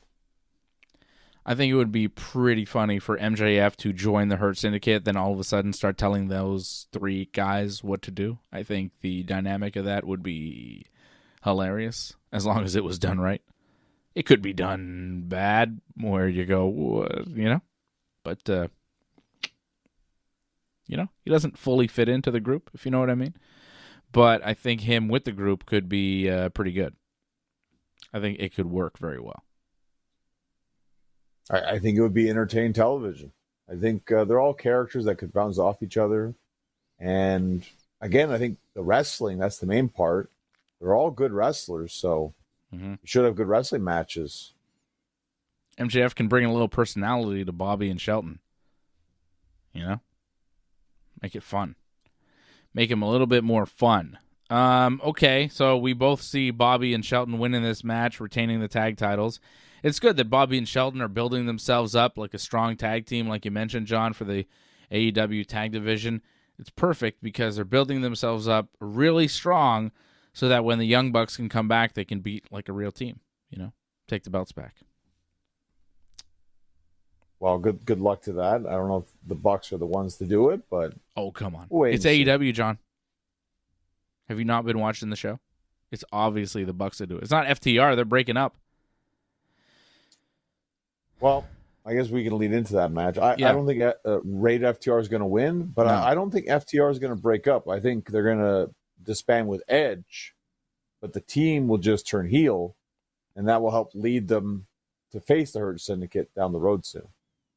The Hurt Syndicate are baby faces? I think they are because they're kind of not with MJF, right? Yeah. But if they were, they'd be heels. It's weird. I know it's weird, but the Wrestling Jericho's group definitely heels. Yeah. Hurt Syndicate are default baby faces. I guess you're right. Okay, so rated FTR, also currently babyfaces, but you think that Cash is going to agree with Dax, turn on Edge, and maybe they will beat up Edge after they lose this Trios tag team title match against Claudio, Pac, and Wheeler? Sadly, I would have liked to seen rated FTR win the Trios titles, actually, because I think Death Riders have had a long enough run with those titles. They've been champions for almost a year now. Yep. I think rated FTR, to me, that would have been the Trios to beat them. But I guess they're going a different direction with these guys, which I think is fine if FTR get the tag titles back. Those Trios belts mean nothing. FTR getting the tag titles back may happen. I'm not really sure, but because they're teasing so much dissension in the ranks between FTR and Edge and everything, they're not really getting along, but they're trying to. I don't see them winning and going on a title run while they're not getting along. It just doesn't seem to make sense. So I've got the Death Rider team winning that one. Daniel Garcia defending the AEW TNT Championship against Adam Cole. The match has no time limit. Oh, great. And no outside interference is permitted, which, whatever. This is a match I don't want to see. So who do you have for this? You know what? I'm actually going to go with Adam Cole to win this one because I don't have any title changes yet. I agree. Okay, well, that's too bad that I was going to go different. I thought you were going to say Daniel Garcia, but I think Adam Cole's going to win just to add some spice to this, like, TNT title, like, make it a bit different. I think Daniel Garcia, he's had an okay run, but doesn't really add any excitement. I think Adam Cole would add some excitement to it. Yeah, I think he'd make the title a little bit more interesting. Garcia's run has been pretty flat as far as I'm concerned. And I think a title change is the only reason to be putting this on pay-per-view. This could be a match on Collision in the middle of the show and no one would notice. But instead, it's on pay-per-view. Huh? They've done this a couple times on Collision already, so. Exactly. Yeah. It's, not exciting. But we've got a new champion with Adam Cole, baby, TNT Championship. How about Chris Jericho defending his Ring of Honor World Championship against Bandito, putting his mask on the line? I don't see Bandito unmasking. I think we see another title change here with Bandito taking the ROH title away from Jericho. Yeah, but it's an ROH title, so it's kind of different. And they also, I think, have an ROH pay-per-view coming up not too long. So, yeah, I think Jericho loses, but he'll get a rematch at the ROH pay-per-view. Might even win the title back. So, yeah, this is just to add some interest to ROH and for you to watch the ROH pay-per-view. Yeah, okay. I probably still won't. And I don't know if this Jericho-Bandito match is going to entice us. But then again, every time I'm kind of growing tired of Jericho's antics, and I'm kind of like, this is getting stale a little bit. Is he ever going to pack it in? When does he retire? He goes out and has like a kick-ass match, and I go, wow, look at that guy. He still got it. So I'm expecting this match to be fun because Jericho surprises me, and I think it'll be all right. But, yeah, Jericho's been wrestling for a really long time, and he's 54 years old, and I just get the feeling that people now think of him as the current version of him, and the current version of him is not at all what he was at one point. Like, at one point, people considered him one of the greatest wrestlers of all time, and now people just consider him a nuisance to AEW for the most part. Like, you hear fans talk about him, and it's just like, it pains me as a Chris Jericho fan to hear people talk about him and refer to him in the ways that they do. But, given who he's been for the past 3-4 years, I don't blame certain fans from talking about him because they're talking about current Jericho.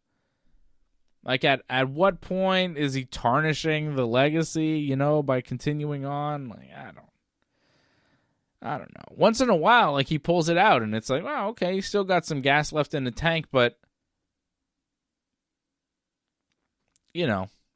it's not the same Chris Jericho.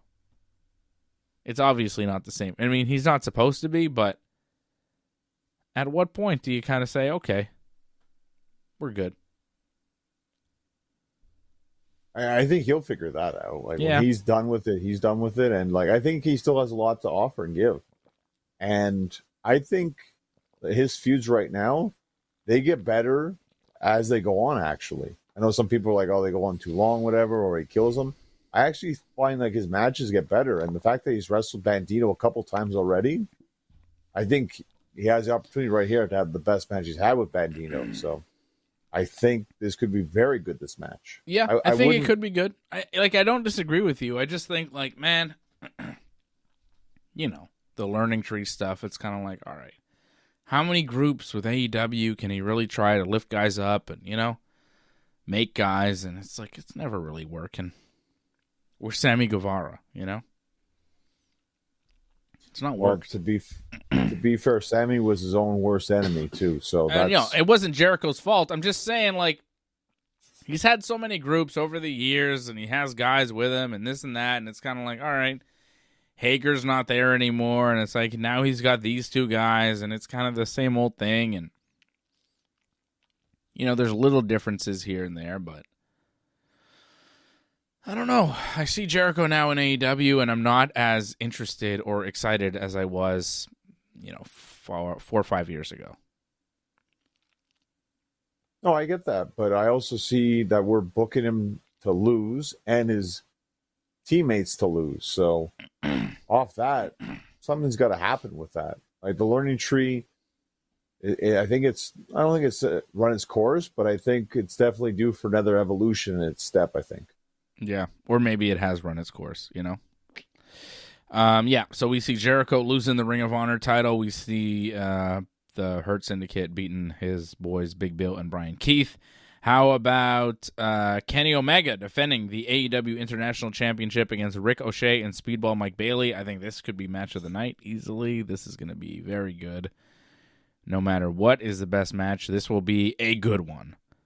I think Kenny will retain the AEW International title. He just won it. But my goodness, am I happy that AEW is putting this one on their pay-per-view. This is the one that I'm looking forward to the most.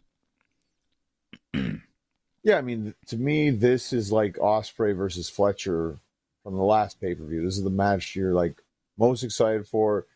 The belief is like this one could easily steal the show. More than likely will. And off all the other matches, this is a 3-way. So it's anything goes. And it's in Philadelphia. Mm-hmm. So I expect more of that kind of like ECW kind of style match. That's what the fans want to see. And they can deliver it because that's the style of match. So I definitely think this is the match that people are going to be talking about after Sunday is over. I just hope Mike Bailey doesn't die. I don't think he'll die. I don't think he'll die, but I hope he doesn't get seriously injured. Because think about it. He's wrestling on pay-per-view. It's his first AEW pay-per-view. Okay? Right. His first AEW pay-per-view, he's working a 3-way against Ricochet, like a big WWE star now in AEW, and Kenny Omega, like a living legend of the business, for a championship. And he's allowed to just go all out and do whatever. Like, Mike Bailey has so much to prove in this match. He's going to go nuts. He's going to do some crazy shit. You know it. I'm just hoping that he, stays relatively safe. But I just picture, a guy like that in this type of position where you go, oh, my God, I'm working Ricochet and Kenny Omega on pay-per-view for AEW, my first AEW pay-per-view. Your first AEW pay-per-view, you're wrestling Kenny Omega and Ricochet? Man, that's huge. And, it's the type of match where you're kind of expected to go and do crazy shit, right? So Mike Bailey knows what he's expected to do. Kenny's going to go all out. You can't do less than Kenny does. You can't do less than Ricochet. You're the new guy. You got to prove yourself to the audience. So Mike Bailey's got to show up and do some crazy stuff. I just hope it's not too crazy, because I believe he will. I'm wondering how far he'll take it. Like, how far would you take it if you're in this match, John? You know what I mean? It's you just got signed to AEW. All of a sudden you're working Ricochet and Kenny. Like, wouldn't you be willing to do just about anything? Sure, but it's a different kind of circumstance because, like, he wrestled these guys years ago already. Like, he's wrestled Kenny. He's wrestled Ricochet before in the past. So he's had experience with these guys. He's had experience in these kind of situations. He's had pay-per-view matches. Maybe he didn't watch TNA, but he did have big pay-per-view matches in the past. He's had big multi-man matches in the past, and like, sure, this is a big time for him to step up, but I have no worries of him being able to do that. It's just the question is like, I know it's going to be good. It's just how good is it going to be? He wrestled Ricochet? Pretty sure he wrestled him in PWG, if not mistaken. No. Was Mike Bailey in PWG when Ricochet was there? I thought Ricochet was probably was in WWE by the time Bailey was wrestling in PWG. Oh, I know I definitely wrestled Kenny. There's no question about that. Yeah, I'm pretty sure he wrestled Kenny somewhere. But Mike Bailey started wrestling PWG 2015. Okay, so it's possible that he wrestled Ricochet. It would make sense. He's wrestled a lot of the top wrestlers around the world. I don't see Ricochet necessarily on his list of opponents here, but, I'm sure. Let's see. Mike Bailey versus Ricochet. Can we pull up a match? You might want to check for tags, too, or big, battle royals they've done, too. Because PWG would always, end their shows with, a big, huge tag match, if I'm not mistaken. Yeah. I don't know if he's ever wrestled Ricochet. He's wrestling Kenny Omega again. He's wrestled him in AEW already, so he does have experience with Ricochet. They had that 4-way. Yeah. Yeah. Anyways, the match is going to be great. Yeah, I wouldn't worry about it. I definitely know he's going to step up to the occasion. And I'm not worried. Again, I just know that what he's capable of, and I think, man, you're going to go all out. I mean, Ricochet is the same way. Ricochet, this is a big match for him. Well, with him, I was thinking, he might win this championship. I think there's a good possibility, but if they're going to do Kenny versus Okada, title versus title at All In, you kind of can't do that for Ricochet to win. So, but I mean, it doesn't hurt Ricochet not to win the title here. It's still a big match.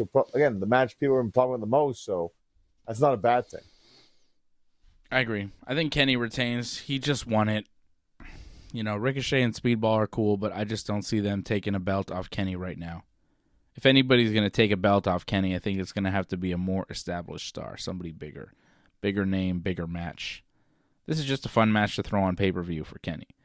Toni Storm defending her AEW Women's World Championship against Megan Bayne. I think Toni will retain. I think this match will be great because Toni is great, and Megan Bayne so far has been pretty good.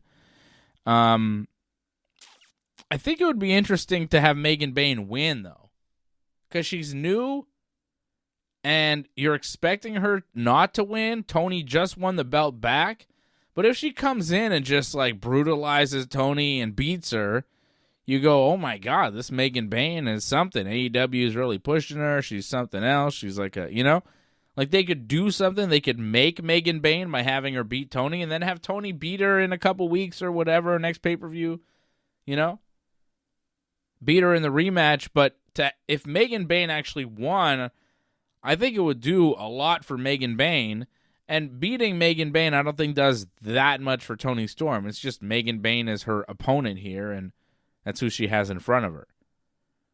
I think Toni probably wins, but I kind of want Megan Bayne to win here just to kind of, make somebody else in the division. They really need stars.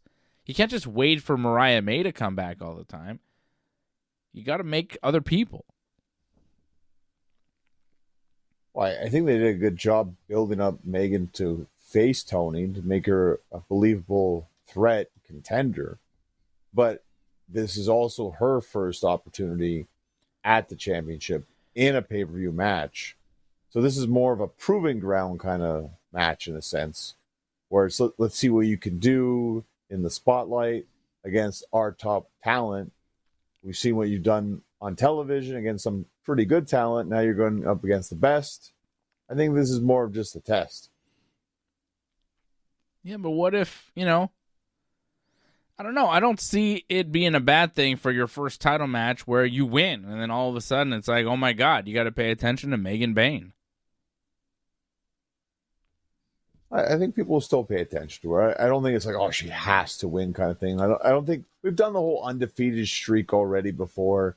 It's not the greatest thing in the world. Like, I think they could do more with Megan actually not winning, and then she has to fight her way back to get the championship match again. Actually, I see back down more the ladder. Tony. That's not the worst thing in the world. I think it's better Tony as the champion right now. That's what people want to see. What's next, though?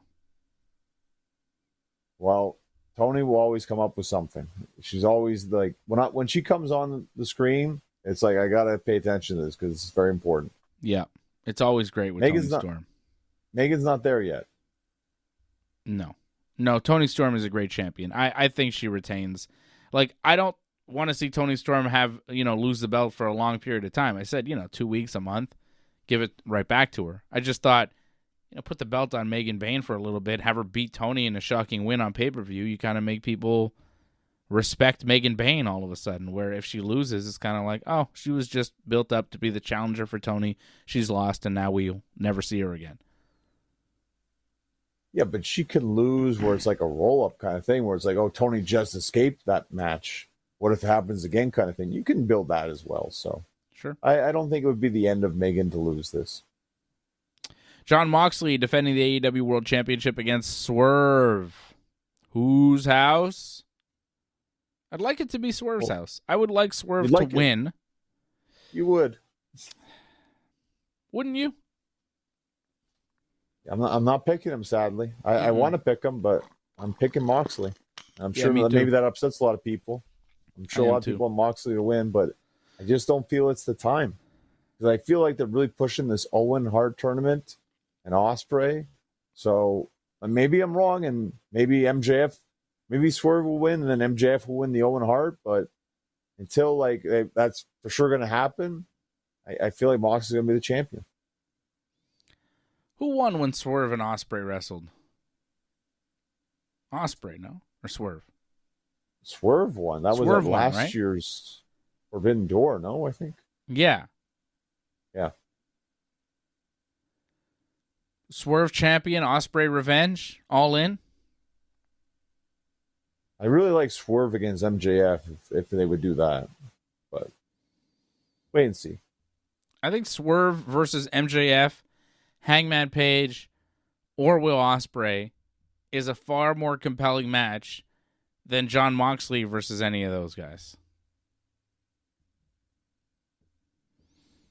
Yeah, well, I mean, Ospreay, they kind of build him as the top babyface, right? They've kind of slot him in that position. Yeah.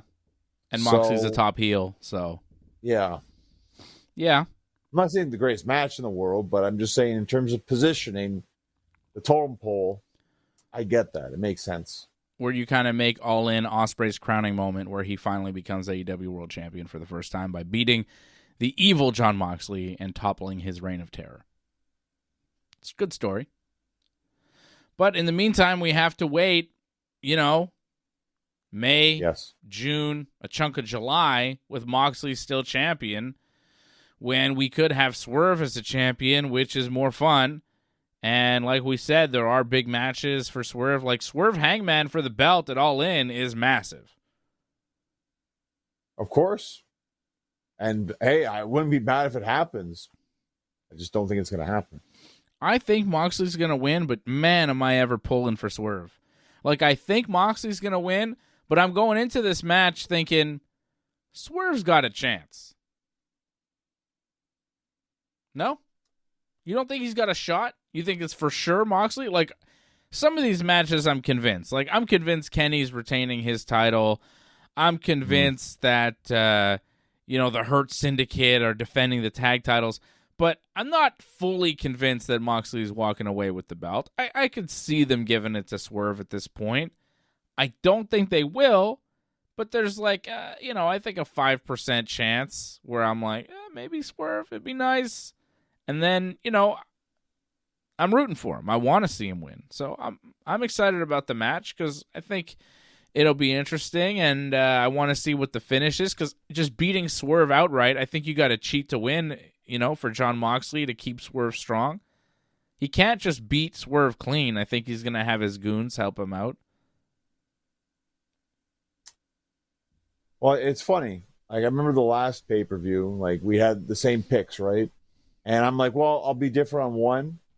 And that actually worked because it was the MJF Hangman one. So I'll be different in this one too. I'll go with Swerve. Good. Because, like, I hope you're right. It really, I hope I'm right too. I hope you're wrong. It could go either way, right? It really could go either way. So hopefully it goes my way. I hope it does. Your way or the highway, Johnny North. Swerve's house. I hope he wins at AEW Dynasty this Sunday, taking the world title away from Jon Moxley. So we're picking all the same winners except for the main event, because what the hell? Let's flip it on the main event. Thanks for making it interesting, John. Kyle Fletcher, we have him beating Mark Briscoe. We have Mercedes Moné beating Julia Hart. We have Will Ospreay beating Kevin Knight. We have the Hurt Syndicate defending the tag team titles, beating the Learning Tree. We have Daniel Garcia losing the TNT title to Adam Cole. We have Chris Jericho losing the Ring of Honor title to Bandito. We have the Death Riders retaining the AEW Trios Championship against Rated FTR. We have Kenny Omega retaining the AEW International title against Ricochet and Mike Bailey. And we have Timeless Toni Storm retaining her Women's World title against Megan Bayne. And, of course, Jon Moxley retaining the AEW World Championship against Swerve Strickland. And Johnny has the other way, Swerve new champion. So that's the one we're picking different. Okay? Johnny, your next match, when can people see you? So I'm going to be wrestling Gangrel next Friday. So I won't be on the show next Friday. Wow. It's a good warning for Dave and everyone else that I won't be there. But, yeah, teaming with Gangrel, wrestling against Soa Min and Mr. Marvelous in Sudbury, Project X Wrestling. Get your tickets at projectxtix.com. Very exciting. Wrestling Gangrel next Saturday? Teaming with Gangrel. Teaming with Gangrel. Okay. Well, that is going to be huge. Big match for Johnny. And, I watched the Ludwig Borga Dark Side of the Ring, John. The guy was a strange character. He was only in WWF for like a year at most. Lost to Lex Luger. Couldn't cut promos. Didn't get over. They tried to make him an evil man from Finland. Nobody knew where Finland was. It didn't work. And then he was also a Nazi. He had a lot of Nazi ideologies. He had a Nazi tattoo. And it got over somehow in Finnish politics. He was voted into their parliament. But then there was like a domestic violence incident where he wound up taking a bunch of pills and getting injured. And his wife got shot. A gun went off somehow. Or did he get shot? No. His wife got shot in the air. Shot in the air, I think. Shot in the air, but he was like... He had taken a bunch of pills. And he was like choking on his own vomit. Right. And he had brain damage after that and was never quite the same and eventually took his own life. Yeah. It was a weird story. He seemed like kind of a bad guy. But, sad story. Definitely a dark side of the ring. It was interesting. I didn't know much about the life of Ludwig Borga. Nor did I ever really think about Ludwig Borga because he was in the WWE for like a cup of coffee when I was a kid. So, I don't know. It was an interesting story, though. I had no idea he was such a horrible man. Good for him.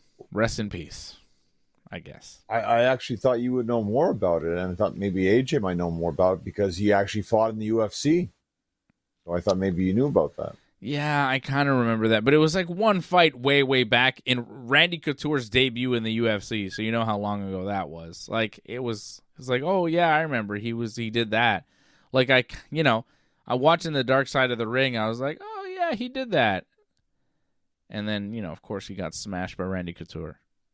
And I like the guy, the guy, I guess, who wrote the book about Ludwig Borga was like, oh, Ludwig said he would never tap out. He would never quit in a fight. And then it's like, and then Randy Couture, like, takes him down. And within, like, 45 seconds, he's got a rear naked choke on him. And Borga's just, like, tapping, giving up, of course. Didn't get choked out. Tapped. So, yeah. Poor guy. He had some problems. He had some real issues. Drug and alcohol problems. Probably some mental health things going on. Not a solidly built individual mentally. So, yeah, Ludwig Borga, Dark Side of the Ring. Truly dark. Thanks. Truly dark. Another thing too, like I had heard about the whole like Nazi tattoo on the leg. I heard about that. Like that's been told in wrestling lore for a couple of years now. Yeah. I didn't know about the butt tattoo. Yes. I didn't know about that one. He had a tattoo above his butt that said "Exit Only." Yeah. And he got voted in Parliament. And like, wow. I guess a lot of people didn't know about that. Didn't he spend time in prison at some point? I believe he possibly did, yeah. Maybe that's what the tattoo was for. He was so scared about all those stories you hear about prison, and he was like, let me make sure everybody knows exit only for my butt. Only poop goes out here. It's weird. He's a weird guy. He has weird tattoo choices, obviously. I don't know what's weirder, the exit only on the butt or the Nazi tattoo. I think they're both weird. I think the Nazi tattoo is probably weirder. But they're both pretty horrible, and he's, just a weird guy, man. Exit only on my butt. Like, do you have to say that? Are people constantly trying to put things in your butt? Like, what's happening, man? What is your life? I mean, honestly, I felt kind of sad. Like, they're making fun of him and everything, and it's kind of funny. Like, haha, he's got an exit only, like, thing on his butt. But it's like, what must have happened to him to make him that fearful? Like, clearly the guy has had, like, issues. I think he had, like, I think they said an abusive childhood, but, like, what does that mean? You know what I mean? Like, they used it as kind of like a funny joke, like, haha, exit only on his butt. Like, what a weird guy. Like, oh, wow, homophobic. What a terrible man. It's like, yeah, maybe he was. Sure. But to me, like, a human being that's going to do that, there's probably some trauma there. And it said, like, his childhood was not good. So I think, I don't know. Like, some of these Dark Side of the Rings are a bit exploitative. It's like, let's find a guy who wrestled for, like, a bit in WWE who had a really shitty life story and make a show out of him because we're running out of ideas. Well, it is what the Dark Side of the Ring. I mean, that clearly sold what it was. And yeah, like, but it's like they've done like 10 seasons now, and they're just like exploiting weird stories and like trauma and just bad shit that they're shining light on. It's kind of unnecessary. Like, we didn't need the Ludwig Borga story.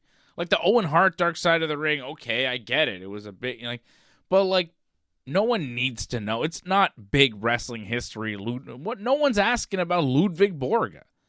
He's not a Hall of Famer. He's not a guy that anyone thinks about. The only reason we're talking about him is because he had a weird life story. If the guy wrestled for a year in WWE and then went on to be like a used car salesman or a substitute teacher, no one would ever think about him or talk about him. Yet he was a horrible man, did horrible things, and died sadly. And because of all that, we're talking about him. Well, also, like, at the time, though, I think 93, 94, like, he came out of nowhere and, like, right away was, like, in the main event angle. Like, Lex Luger at his peak in WWF. And just out of nowhere, he's there, and then out of nowhere, he's gone. Yeah. So I think it was just nice for fans of that era just to be like, yeah, what happened? And now we know. Yeah, I guess so. Now we know. He beat the Tonka, and it was like, oh, I thought he was going to do something. Then he lost to Lex, and it was like, that's it. That's all for Ludwig. But that happened to guys so much back then. I didn't really think about it. Yeah, you wouldn't really think about it. You would think, oh, just, whatever, you just go back to normal life. But, he did other things that were quite unnormal and sad in the end. It was also, the ending was kind of weird, too, like how they talked to his ex-wife and, like, she was trying to put, like, a positive spin on it. Yeah. Well, because she doesn't want to be looked at as the woman who knew he was like an evil Nazi man and was like happily married to him. She wants to be like, look, I know he seems like a monster, but there was a good guy there and he was nice and he was not so bad. And, I'm not a Nazi. It was a weird try to make a positive spin on, like, well, yeah, I don't know. I think also they're making money off this guy and a sad story. I think they wanted to put a little positive on it because they felt bad. Bury this guy, and it's like, well, okay. I mean, he's a shitty guy, but he also had a hard life. Like, you got to have empathy for people sometimes, man. I don't know. I feel bad for him. I don't feel bad for him at the same time, you know? Well, the American Gladiator friend that he was with, like, kind of felt bad for him. Or, yeah, for sure. So there was, like, a little bit of that, but it's just he had more negative comments than positive, and it's going to happen. Yeah. You know, especially on the dark side. He injured his ankle in a match with Rick Steiner and then eventually was released. You think Steiner did it on purpose? I don't even remember that happening. I'd like to see the match. I remember the thing with Luger and all that, and like, I think they may have briefly mentioned that he got injured or something, but yeah, I do remember. Yeah, his promos were not very good whatsoever, but he did look impressive though. He was super tall. Yeah, he was big and impressive looking, but you know, a lot of those guys come and go, and they disappear. All right, Johnny, we'll be back next week. Or we'll be 1 week away from WrestleMania. Yeah, I'll be back next week. Johnny will not, but you'll be back for the WrestleMania preview show the following week, right? Should be. Probably. We'll wait and see. I'll keep you updated. Okay. Well, we'll find out. I'll be here for more Wrestling Uncensored next week, and I'll be back with AJ and Freddie on Thursday night for Ringside Report MMA when we'll be previewing UFC 314, UFC pay-per-view going down next Saturday, the 12th of April. Until then, we will see you again real soon. Yankees win tonight. Go Yankees. And Johnny's Red Sox won as well. So we're and both the Habs winners. are still in a playoff spot. Yeah. So suck it, the people on Twitch that don't like it. Too bad. There you go. Sorry about that. We love you all. Okay? See you later. Thanks for sticking with us to the end. We would really appreciate it if you could help us spread the word. You know the drill. Hit that subscribe button. Flip those notification switches. We are an audience-supported network, so consider becoming a recurring supporter at membership.ringsidereport.net. Check out our website at ringsidereport.net. Hope to see you again next time, and have a good night.